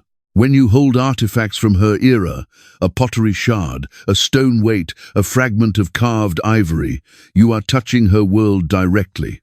These objects bridge thousands of years, connecting us to a queen who was never permitted to tell her own story, yet whose presence remains embedded in the very soil of Israel. The name that once belonged to her was sharpened into a blade across centuries and pressed against the throats of countless women. Jezebel, once simply the name of a Phoenician princess, was transformed into one of history's most potent insults. Few names have traveled so far from their origins or cut so deeply when spoken aloud. In colonial America, white slave owners twisted Jezebel's story into a racial weapon. They applied the label of Jezebel to enslaved black women, painting them as inherently seductive and morally corrupt. This deliberately constructed stereotype cast victims as temptresses, justifying sexual violence by placing blame on those who suffered it. The cruel irony is difficult to overstate. Jezebel, a powerful queen, was converted into a tool for further disempowering society's most vulnerable people. The Jezebel stereotype poisoned American race relations for generations. It allowed white society to view black women as inherently different, more sexual, less virtuous, and undeserving of the protections extended to white women. In courtrooms, a black woman claiming sexual assault might encounter whispers of Jezebel, her very humanity called into question through association with an ancient queen she had never worshipped. Meanwhile, suffragists fighting for women's right to vote found themselves compared to Jezebel by those who opposed them. Political cartoons depicted them with painted faces and haughty expressions, deliberately echoing the biblical queen's final moments. The message was unmistakable. Women who sought political power would end up as she did, rejected, destroyed, and remembered only as cautionary tales. During the temperance movement, women who advocated against alcohol were both compared to Jezebel and used her name against so-called fallen women. The bitter irony went largely unnoticed. Those wielding her name as a weapon were themselves being branded with it by others. The Queen's name became a circular firing squad in the ongoing culture wars of America. The sexual revolution of the 1960s saw conservative religious voices revive Jezebel rhetoric with renewed intensity. Women wearing miniskirts or advocating for reproductive rights were labeled modern Jezebels, supposedly drawing society toward moral collapse, just as the ancient queen had drawn Israel toward Baal worship. Her name became shorthand for any feminine challenge to traditional authority. Even in contemporary workplaces, echoes of this ancient insult continue to linger. A woman described as ambitious frequently faces whispers suggesting manipulation and scheming, traits attributed to Jezebel across centuries. Professional assertiveness in women still calls up associations with the painted queen at her window, presumed to rely on charm and calculation rather than genuine merit and skill. The music and entertainment industries embraced and at times reclaimed the Jezebel archetype. Blues singers wove her into lyrics, sometimes identifying with her power, sometimes issuing warnings about women like her. When Frankie Lane sang Jezebel in 1951, Jezebel, Jezebel, if ever the devil was born without a pair of horns, it was you. Jezebel, it was you. He cemented her place in popular culture as the ultimate dangerous woman. In a strange turn of linguistic fate, some African-American communities reclaimed Jezebel as a term of empowerment, a way of describing a woman too strong, too self-determined, too unwilling to diminish herself for society's comfort. This act of reclamation follows a familiar pattern, the effort to drain poison from a word by claiming ownership of it. The ancient queen herself might have appreciated this defiant response to her tarnished legacy. The internet age gave rise to websites like Jezebel.com, consciously adopting the name to signal feminist commentary willing to challenge patriarchal norms. This modern usage attempts to rehabilitate the name entirely, suggesting that history's Jezebels may simply have been women who refused to know their place, a quality now celebrated rather than condemned. Today, when someone calls a woman Jezebel, they rarely think about 9th century BCE Israelite politics or Phoenician religious practices. They invoke centuries of accumulated meaning. Female sexuality as dangerous, female ambition as manipulative, female power as inherently corrupting. Few who use the name could tell you anything meaningful about the actual queen who lived and died in ancient Samaria. Yet, they carry the full weight of her name, usually unaware of the burden it holds. Jezebel in art and literature. Artists across centuries could not resist her story. Jezebel's dramatic life and death offered everything they craved. Beauty, power, violence, and divine retribution all wrapped together in an exotic setting. On canvas after canvas, they reimagined her. Each generation projected its own fears and fascinations onto this ancient queen. Medieval manuscript illuminators typically depicted her as small and stylized, a crowned figure tumbling from a window while dogs waited below. These simple illustrations functioned as moral warnings rather than portraits, theological footnotes about the wages of sin. The artist showed little concern for historical accuracy. Jezebel wears medieval European clothing in their illustrations, her Phoenician origins entirely forgotten. Renaissance painters transformed her completely. In their hands, she became voluptuous and pale-skinned, draped in sumptuous fabrics that barely contained her form. Gustave Moreau's famous 1865 painting presents her as an exotic temptress, surrounded by ivory and gold, her beauty untouched even as death approaches. These artists were not illustrating biblical history so much as creating sensual fantasies wrapped in the garments of religious respectability. The pre-Raphaelites found in Jezebel a perfect subject, beautiful, doomed, and morally complex. John Byam Liston Shaw's 1896. Jezebel captures her final moments with theatrical intensity. She stands proud in royal purple while servants prepare her for death. The painting captures something frequently missed in simpler retellings, namely, her dignity and defiance in the face of inevitable destruction. Theatrical presentations took even greater liberties with her story.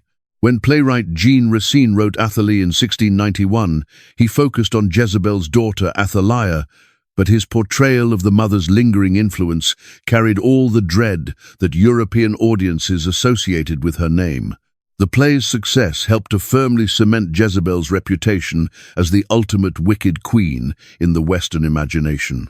Opera found in Jezebel a natural subject. High drama, powerful emotions, and spectacular death scenes provided everything composers desired. Yet, strangely, few major operas place her story at the center. She appears instead in references and comparisons, her name invoked whenever a librettist needed shorthand for feminine evil. This absence as a protagonist says something uncomfortable about her story. Perhaps she remained too powerful, too autonomous, for comfortable dramatic consumption. Literary treatments proved more varied and nuanced. When Marcel Proust referenced her in Search of Lost Time, he used her as a symbol of how society transforms human beings into simplistic archetypes. Herman Melville made similar use of her in Moby Dick, demonstrating how names carry histories that shape perception far beyond rational thought. Modern novels have attempted more sympathetic portrayals. Eleanor de Jong's 1956. Jezebel was among the first to imagine the story from the Queen's own perspective, suggesting she was simply following the traditions of her culture in a foreign land. More recent fictional accounts, including The Witch of Jezreel by Theda Kenyon and Jezebel, The Untold Story by Leslie Hazelton, explicitly position themselves as correctives to centuries of one-sided portrayals. Contemporary art has found fresh resonance in her story. Feminist artists reference Jezebel when exploring how powerful women face demonization across time. Photographer Renee Cox's controversial work, Yo Mama's Last Supper, does not directly depict Jezebel, but engages with closely related themes of how female bodies become contested ground in religious and cultural conflicts. The literary journal Jezebel's Daughter began publishing women's writing in 2010, explicitly seeking to reclaim her legacy as a woman whose story was written entirely by her enemies. Their manifesto states, "For too long, Jezebel has been a name hurled at women who refuse silence. We name ourselves after her in solidarity with all whose stories have been twisted to serve others' purposes." Children's Bible illustrations continue the tradition of simplifying her into a straightforward villain. painted face, haughty expression, jewels signifying nothing but vanity. These images, encountered by children before they possess the critical tools to evaluate sources, ensure that each new generation absorbs the traditional view long before encountering any revisionist perspective. Theatrical productions increasingly reach for nuance in her characterization.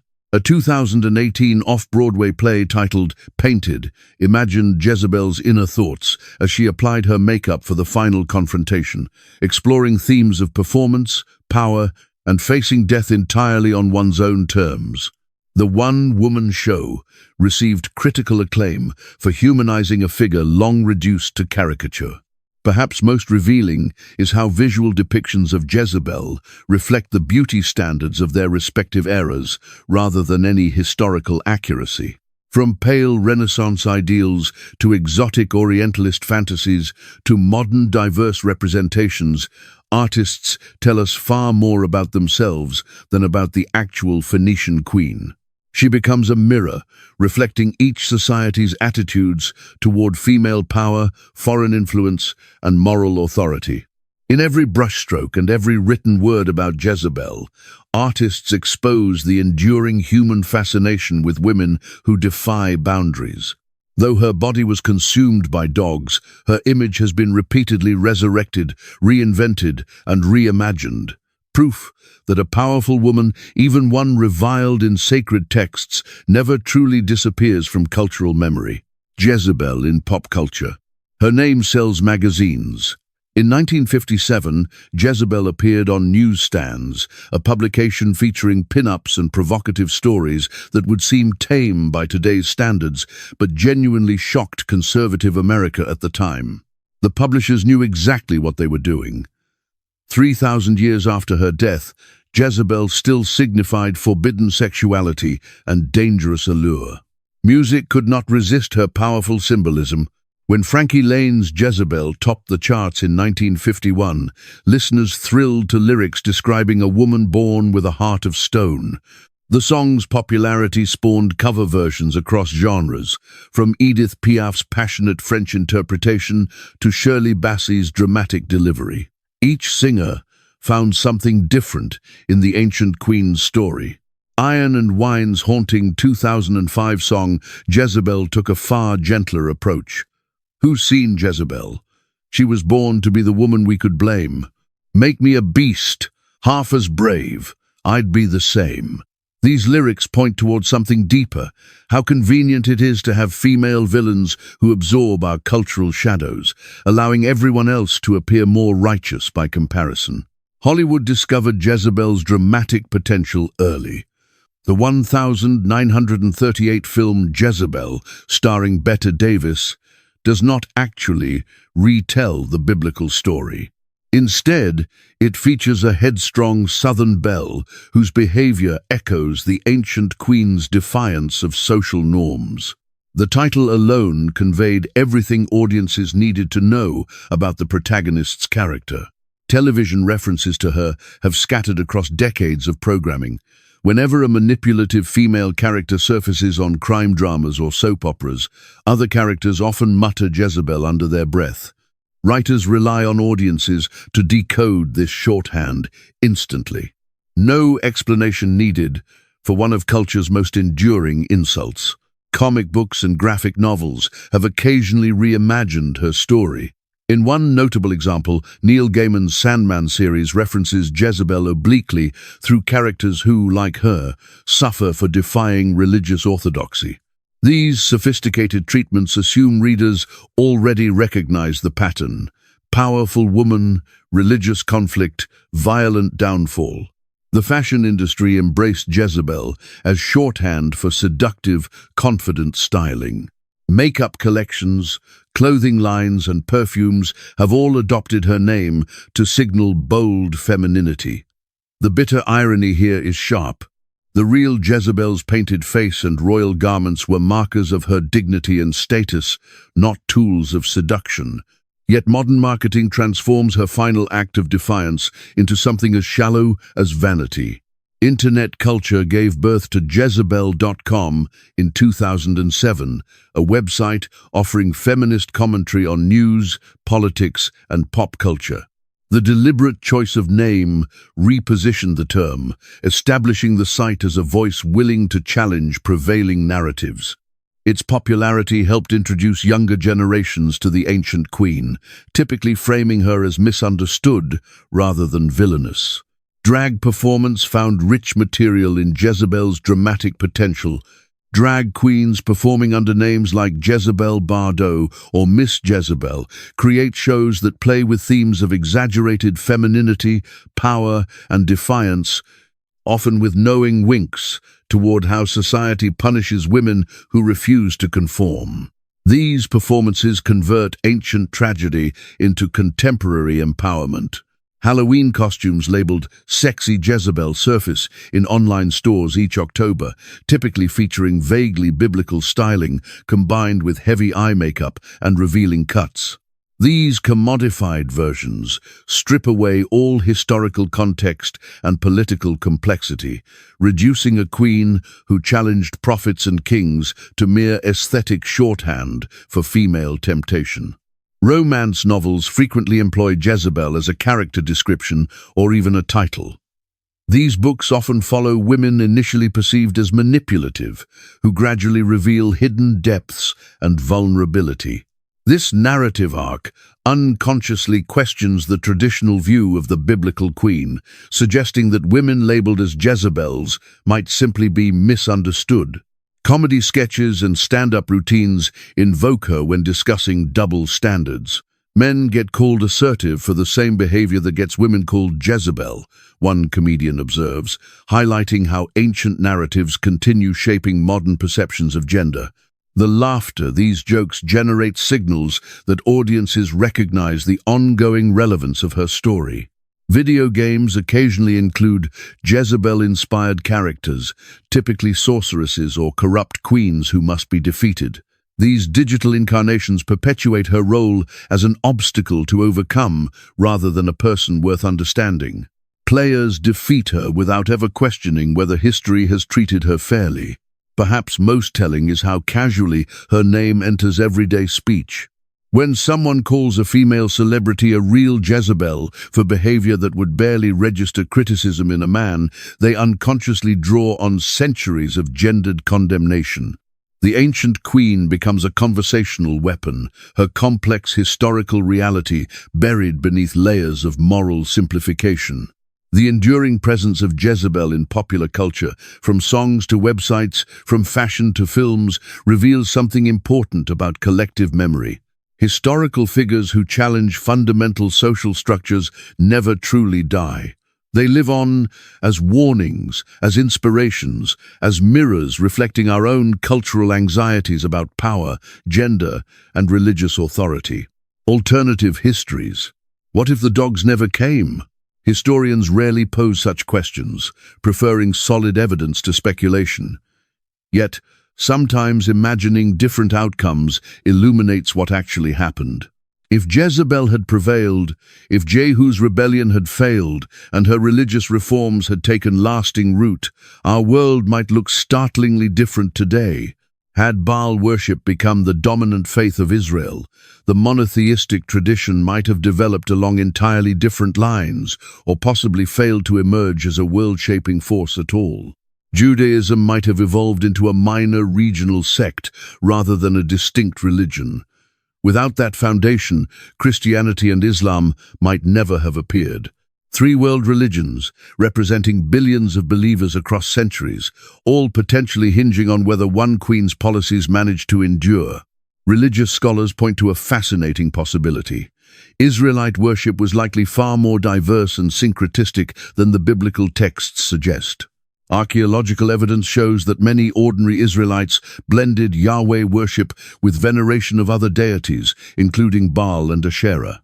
Jezebel's policies may not have been imposing something alien on the population, but rather officially endorsing practices already common among ordinary people. Some historians suggest that Jezebel was genuinely attempting to build a cultural bridge, creating a multi-faith society where Phoenician and Israelite traditions could coexist. Her temples to Baal did not necessarily require abandoning Yahweh. They offered religious plurality.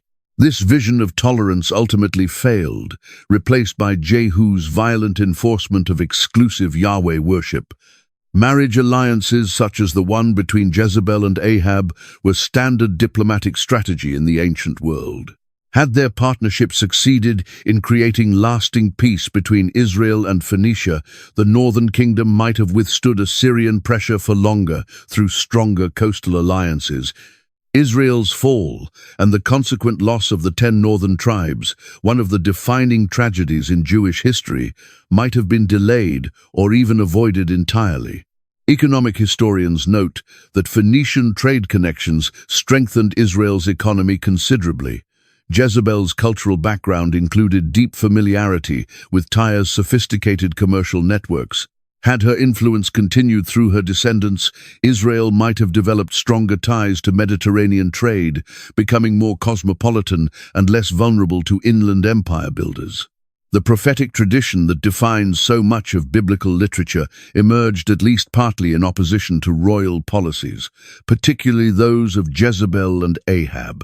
Had they prevailed, prophets like Elijah might be remembered as failed revolutionaries rather than spiritual heroes. The very concept of prophecy as the act of speaking truth to power might never have gained its central religious significance. Literary scholars point out that much of the Hebrew Bible took shape during or after the Babylonian exile, centuries after Jezebel's time. Had her religious policies become the accepted norm, later editors and compilers would have viewed her reign very differently. The texts describing her might praise her cosmopolitan vision rather than condemning her foreign practices.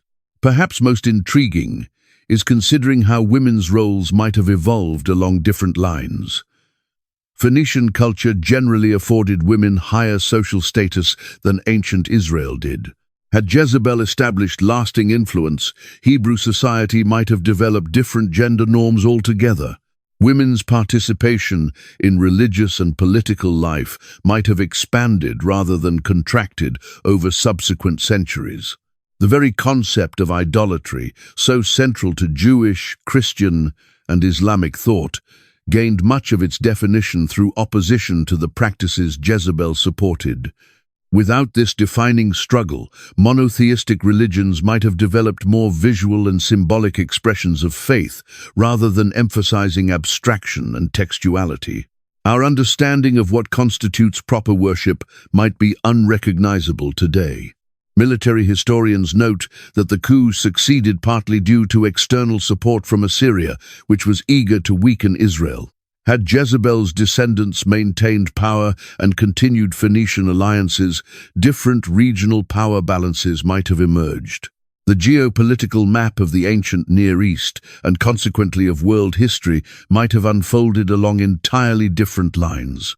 Modern religious pluralism continues to wrestle with questions that Jezebel's time also faced. Can multiple faith traditions coexist within a single society? Who holds the authority to determine acceptable religious practice? What happens when state power aligns itself with particular beliefs? Her failed experiment in cultural integration raises questions that remain unresolved in contemporary multicultural societies. The violent swings between religious policies, from Yahweh exclusivity to Baal tolerance and back again, inflicted lasting trauma on ancient Israelite society. This recurring pattern of religious enforcement through state violence echoes throughout history.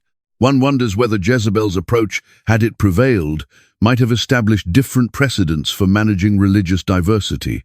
We will never know what might have been. Alternative histories remain speculative thought experiments. Yet considering paths not taken highlights the contingent nature of what we tend to treat as inevitable. History balanced on a knife's edge during Jezebel's reign. The religious landscape of our modern world, the living faiths of billions of people, might trace their origins back to whether one queen's vision withstood her enemies. Ahab, reconsidered. We have misread him for centuries. While Jezebel commands attention with her dramatic defiance, her husband Ahab remains a shadowy figure, typically portrayed as weak-willed and dominated by his foreign wife. Yet careful reading of the available evidence suggests a far more complex man, a shrewd political operator navigating dangerous waters with surprising skill. The biblical writer offers contradictory portraits. In one breath, Ahab is condemned as having done more evil than all the kings before him. In the next, we see him dialoguing respectfully with prophets, expressing genuine remorse when rebuked, and showing real concern for his people. These inconsistencies hint at a ruler considerably more nuanced than later interpretations permitted. Archaeological evidence from his reign tells a different story than the religious texts do. Under Ahab, Samaria developed sophisticated water systems, expanded its fortifications, and engaged in wide-ranging trade. These achievements required vision, leadership, and administrative talent. The material record presents not a puppet king, but a capable ruler overseeing a genuinely prosperous society. His military record demonstrates strategic brilliance. When Ben-Hadad of Damascus besieged Samaria, Ahab negotiated shrewdly and then launched a surprise counterattack when the proposed terms became too humiliating. Later, at the Battle of Karkar, he contributed one of the largest chariot forces to a coalition that temporarily halted Assyrian expansion, preserving Israel's independence for another century. Modern scholars increasingly view the relationship between Ahab and Jezebel as a political partnership rather than one of domination. Their marriage alliance opened valuable trade routes with Phoenicia and secured Israel's western flank. Viewed within this framework, Ahab's tolerance of Baal worship appears less like weakness and more like calculated diplomatic policy, keeping the peace with a valuable ally. The famous story of Naboth's vineyard reveals real complexity in their relationship. While Jezebel orchestrates the plot, Ahab's initial response is telling. He does not command or threaten Naboth, but accepts his refusal and retreats into sulking. Only his wife's intervention turns desire into action. This suggests not that she controlled him, but that they operated in different spheres with complementary approaches. Jewish tradition developed a remarkably balanced view of Ahab, despite his negative portrayal in Kings. The Talmud notes that despite his religious failings, he presided over a time of prosperity, was respected internationally, and treated prophets with more patience than many supposedly righteous kings did. One rabbinic passage even suggests he has a place in the world to come. His relationship with the prophets reveals surprising tolerance. Unlike other kings who imprisoned or executed prophets who criticized them, Ahab maintained an open court where Elijah and Micaiah could speak freely, even when their messages directly condemned him. After Elijah's triumph at Mount Carmel and the slaughter of Baal's prophets, Ahab neither punished Elijah nor prevented his escape, a restraint remarkable by the standards of ancient monarchs. Ahab's death scene provides the most moving glimpse of his character.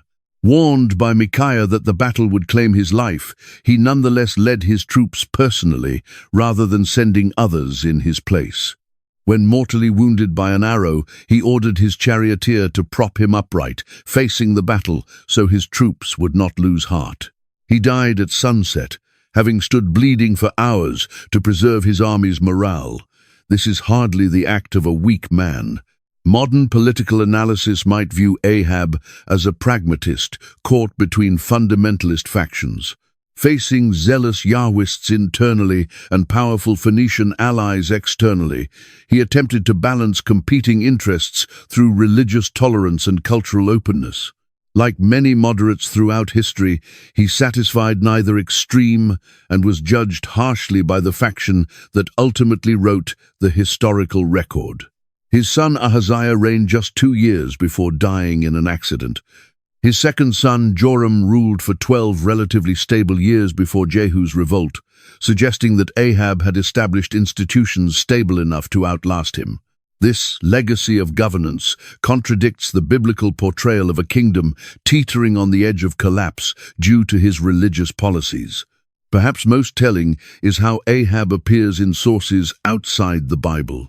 Assyrian records from the Battle of Karkar describe Ahab the Israelite as a significant regional power, contributing more chariots than any other king in the coalition. These external perspectives show a ruler commanding genuine international respect, not a henpecked husband dominated by his wife. Marriage in ancient royal contexts functioned primarily as diplomatic alliance rather than romantic union. Viewing their relationship through modern assumptions about marital dynamics misses entirely the political nature of their partnership. Ahab gained Phoenician trade access and technology. Jezebel gained influence for her culture and religion. Their cooperation appears to have been both genuine and effective. As biblical scholar John Van Seters observes, in many ways, Ahab appears as the most secular of Israel's kings.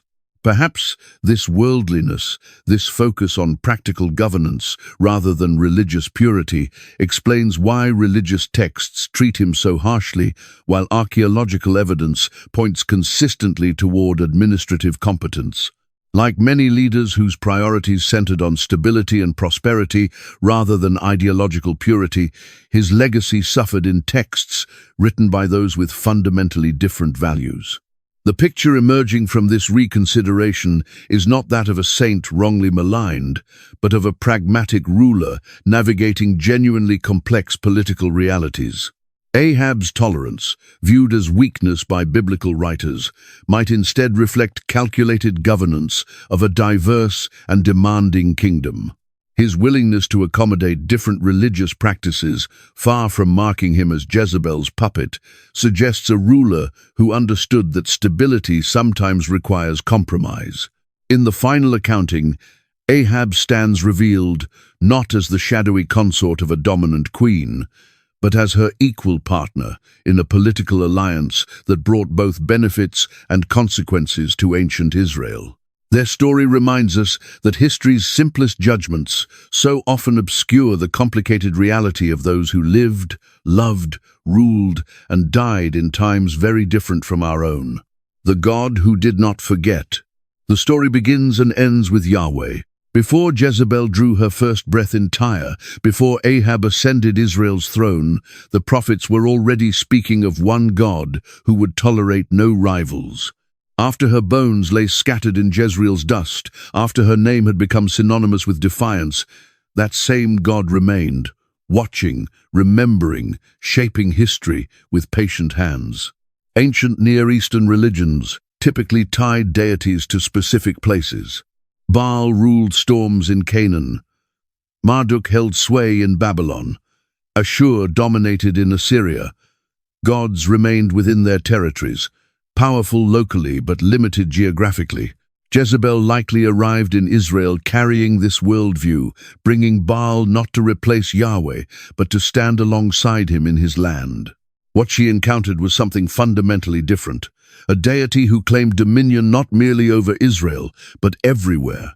A God who declared all other gods to be nothing more than images of wood and stone.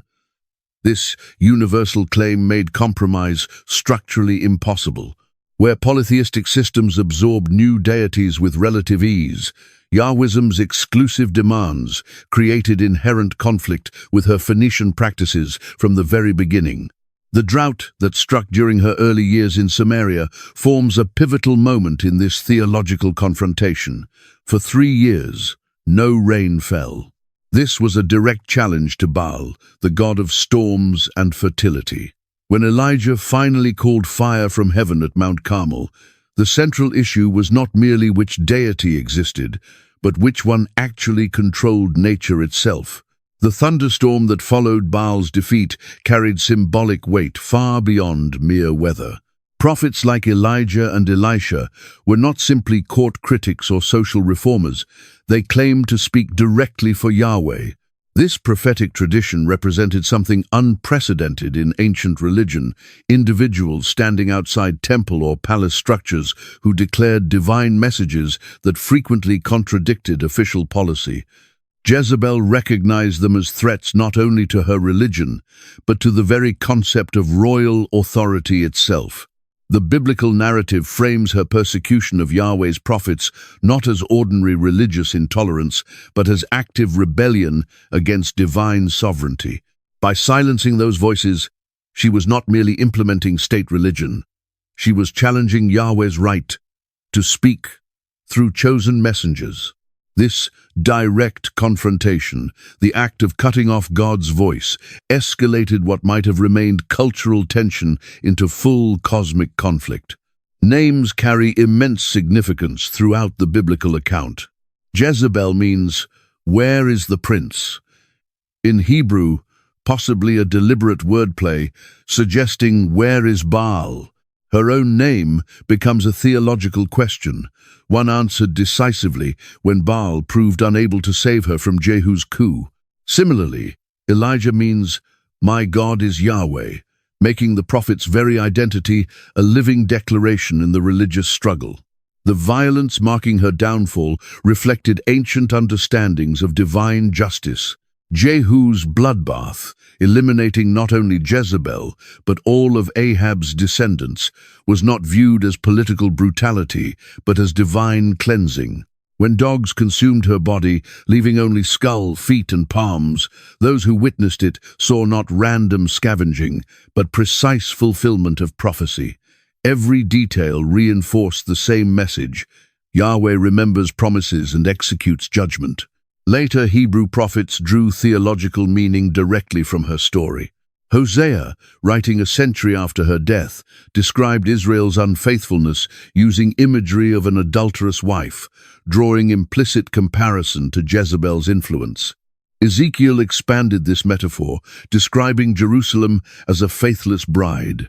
These prophets transformed her legacy from political history into theological allegory about loyalty to covenant. The remarkable endurance of monotheism through subsequent centuries stands as indirect testimony to the significance of this religious struggle. Had Jezebel's religious policies prevailed, had Baal worship become normalized within Israel, the development of exclusive monotheism might have faltered. Instead, the traumatic purges under Jehu and later kings reinforced the boundaries between Yahwism and other faiths, setting the stage for Judaism's eventual emergence as a distinct tradition. Christian interpretation added new dimensions to this divine narrative. Jesus' criticism of religious hypocrisy echoed Elijah's confrontation with false prophets. The Jezebel of Revelation symbolized internal corruption more dangerous than any external persecution. The patient God, who orchestrated consequences for the queen's actions, became the God who works through history toward ultimate redemption. Throughout this theological drama, Yahweh displays qualities that distinguish him sharply from other ancient deities. Unlike gods tied to natural cycles or specific geographical locations, he operates across generations, maintaining memory of both promises and threats long after the humans involved might have forgotten them. The decades separating Elijah's prophecy from Jezebel's death demonstrate divine patience, a willingness to work within human time while transcending it entirely. Jewish mystical tradition found deeper layers of meaning in her story. Kabbalistic interpretation saw Jezebel as representing kelipot, the shells or husks that conceal divine light. Her destruction became symbolic of shattering the barriers that separate humanity from God. Even in her role as villain, she served a divine purpose, demonstrating how opposition ultimately clarifies, rather than defeats, spiritual truth. The religious landscape Jezebel entered had already been shaped by centuries of tension between exclusive Yahwism and more syncretistic practices. Archaeological evidence reveals household shrines featuring female figurines throughout Israelite settlements, suggesting that many ordinary people maintained older Canaanite practices alongside their worship of Yahweh. Her policies did not introduce foreign elements so much as elevate existing undercurrents to official status. This God, who did not forget Jezebel, has not forgotten her today. Her story continues shaping religious understanding of fidelity, compromise, and consequences. Jewish, Christian, and Muslim communities, though differing in many fundamental beliefs, share a commitment to monotheism, partly forged in the crucible of conflicts like those she represents. The theological boundaries she challenged have defined religious identity for billions of people across 3 millennia. Perhaps most profound is how her story illustrates divine sovereignty working through human freedom. Neither Jezebel nor Elijah nor Jehu knew they were enacting a drama extending far beyond 9th century BCE politics. Each made choices for immediate reasons: power, survival, ambition, faith, yet together they wove a pattern visible only from a historical distance. The biblical writers saw in this pattern not random events, but divine orchestration. For believers today, the God who remembered promises to Israel still remembers promises to them. For skeptics, the story demonstrates how powerful narratives shape history regardless of their metaphysical truth. Either way, the confrontation between queen and prophet, between royal decree and divine command, between immediate political reality and eternal moral claim, continues to echo through history, a testament to how past conflicts shape present identities. The queen who would not bow. Her final moment tells us everything. As Jehu's chariot thundered toward the palace, servants fled and guards disappeared. Jezebel faced a choice. She could hide, disguise herself, or beg for mercy. She chose none of these options. Instead, she painted her eyes with kohl, arranged her hair, and placed herself at the window above the gate. Her last act was not surrender but defiance, a queen to the bitter end. This gesture, the act of applying makeup before death, has been tragically misunderstood across the centuries. Critics called it vanity, as though she was primping herself to seduce her killer. The truth runs far deeper. In ancient Near Eastern courts, royal appearance was political statement. By donning her full queenly regalia, she faced death not as a frightened woman, but as Tyre's princess and Israel's queen. She died as she had lived, unbowed, unbroken, unwilling to surrender her identity or her authority. Her final words ring with bitter sarcasm. "Is it peace, Zimri, murderer of your master?" By invoking Zimri, a military commander who had murdered his king but lasted only 7 days on the throne, she simultaneously acknowledged Jehu's coup and prophesied its ultimate failure.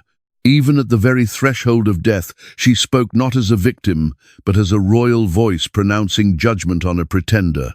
That final confrontation distills every theme running through her life.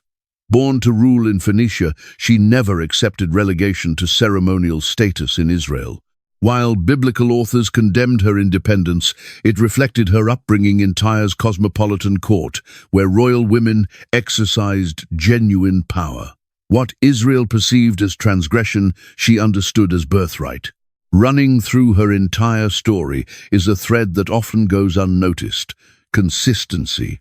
Unlike kings who shifted their policies with political winds, Jezebel remained steadfast in her cultural and religious identity. From the moment she crossed into Israel until her body fell beneath the window, she maintained her Phoenician practices and beliefs. This constancy, condemned as stubbornness by her enemies, reveals an integrity rare among ancient rulers. Consider everything she faced: a foreign land hostile to her customs, prophets declaring her gods false, constant pressure to abandon her identity. Lesser figures might have compromised for the sake of safety or popularity. Jezebel refused. Whether driven by religious conviction, cultural pride, or political strategy, she held her course despite mounting opposition. This steadiness commands reluctant respect, even from those who remain critical of her. Her methods invite more complicated assessment: the persecution of Yahweh's prophets, the judicial murder of Naboth, the aggressive promotion of Baal worship. These actions cannot simply be excused as cultural differences, yet they must be understood within their proper context. Ancient monarchies did not operate on principles of democracy or religious freedom. Every Near Eastern kingdom enforced state religion through mechanisms we would now consider oppressive. What made Jezebel exceptional was not her methods, but her situation. A Phoenician princess promoting Phoenician practices in Israelite territory. Had she enforced Yahwism in Phoenicia, history might remember her as a righteous missionary queen. Had she simply practiced Baal worship privately without public promotion, she might have been tolerated as an acceptable foreign consort. The unforgivable offense was her refusal to assimilate, her insistence that her gods and her customs deserved equal standing in her adopted homeland. Modern women in leadership still encounter echoes of her situation. Those who refuse to soften their approach or reshape their speech to match gendered expectations frequently find themselves labeled with terms carrying Jezebel's legacy: manipulative, scheming, unnatural. The powerful woman who holds her course despite criticism continues to trigger deep cultural anxieties about female authority. Despite centuries of vilification, admiration for her courage threads through alternative readings of her story. Jewish feminist theologian Tikva Free-Makensky noted that while biblical authors condemned her actions, they never once portrayed her as weak, fearful, or inconstant. Christian feminist scholars like Tina Pippin have observed that unlike many biblical women recorded only in relation to men, Jezebel maintains a distinct identity and genuine agency throughout her narrative. Even her enemies acknowledged her significance. Her consistent portrayal as beautiful deserves examination. Ancient texts rarely mention female appearance unless it serves a specific narrative purpose. Jezebel's beauty becomes shorthand for foreign allure, the dangerous attractiveness of practices that differ from established tradition. Like Helen launching 1,000 ships, her beauty functions symbolically, representing the seductive power of cultural alternatives to exclusive Yahwism. Was she evil or principled, villain or victim, oppressor or simply different? These questions miss something essential about her complexity. Like most compelling historical figures, she resists simple categories. A princess raised to honor certain gods. A queen determined to preserve her identity. A woman who exercised power in ways her society deemed inappropriate. She contains far more than any morality tale can hold. Perhaps most remarkable is how thoroughly she integrated her convictions with her actions. Whether promoting Baal worship, confronting prophets, or meeting death with composed dignity, Jezebel demonstrated a rare alignment between belief and behavior. While biblical authors condemn the content of her convictions, the sheer strength with which she held them commands attention across millennia. In the final accounting, Jezebel stands as testament to the cost of defiance. Her story is not primarily about wickedness being punished. It is about the enforcing of boundaries, religious boundaries, cultural boundaries, gender boundaries, the very boundaries her existence challenged at every turn. The gruesome details of her death, the dogs consuming her flesh, the erasure of any burial place. These details serve as warnings about crossing lines a society deems sacred. Yet she persists, refusing historical erasure, just as she refused submission in life. Despite every effort to reduce her to cautionary tale or theological object lesson, she emerges from ancient texts as remarkably, stubbornly human, ambitious, devoted to her gods, protective of her interests, unwilling to quietly dissolve into foreign customs. The woman who would not bow in life refuses to lie flat in history. What remains when we strip away all the layers of interpretation? A Phoenician princess maintaining her identity in hostile territory. A queen exercising power according to her own understanding of what monarchy meant. A priestess honoring gods she was raised from birth to worship. A woman meeting death with composed and unbroken dignity. These elements persist, regardless of whatever moral judgment one passes on her actions. Her painted eyes still watch us across 3,000 years, challenging easy assumptions about power, gender, cultural assimilation, and religious exclusivity. The queen, who would not bow, continues asking uncomfortable questions about how societies respond to difference and how history treats those who refuse to conform to prevailing norms. In her unflinching gaze lies her final victory. She remains unforgettable, even in defeat.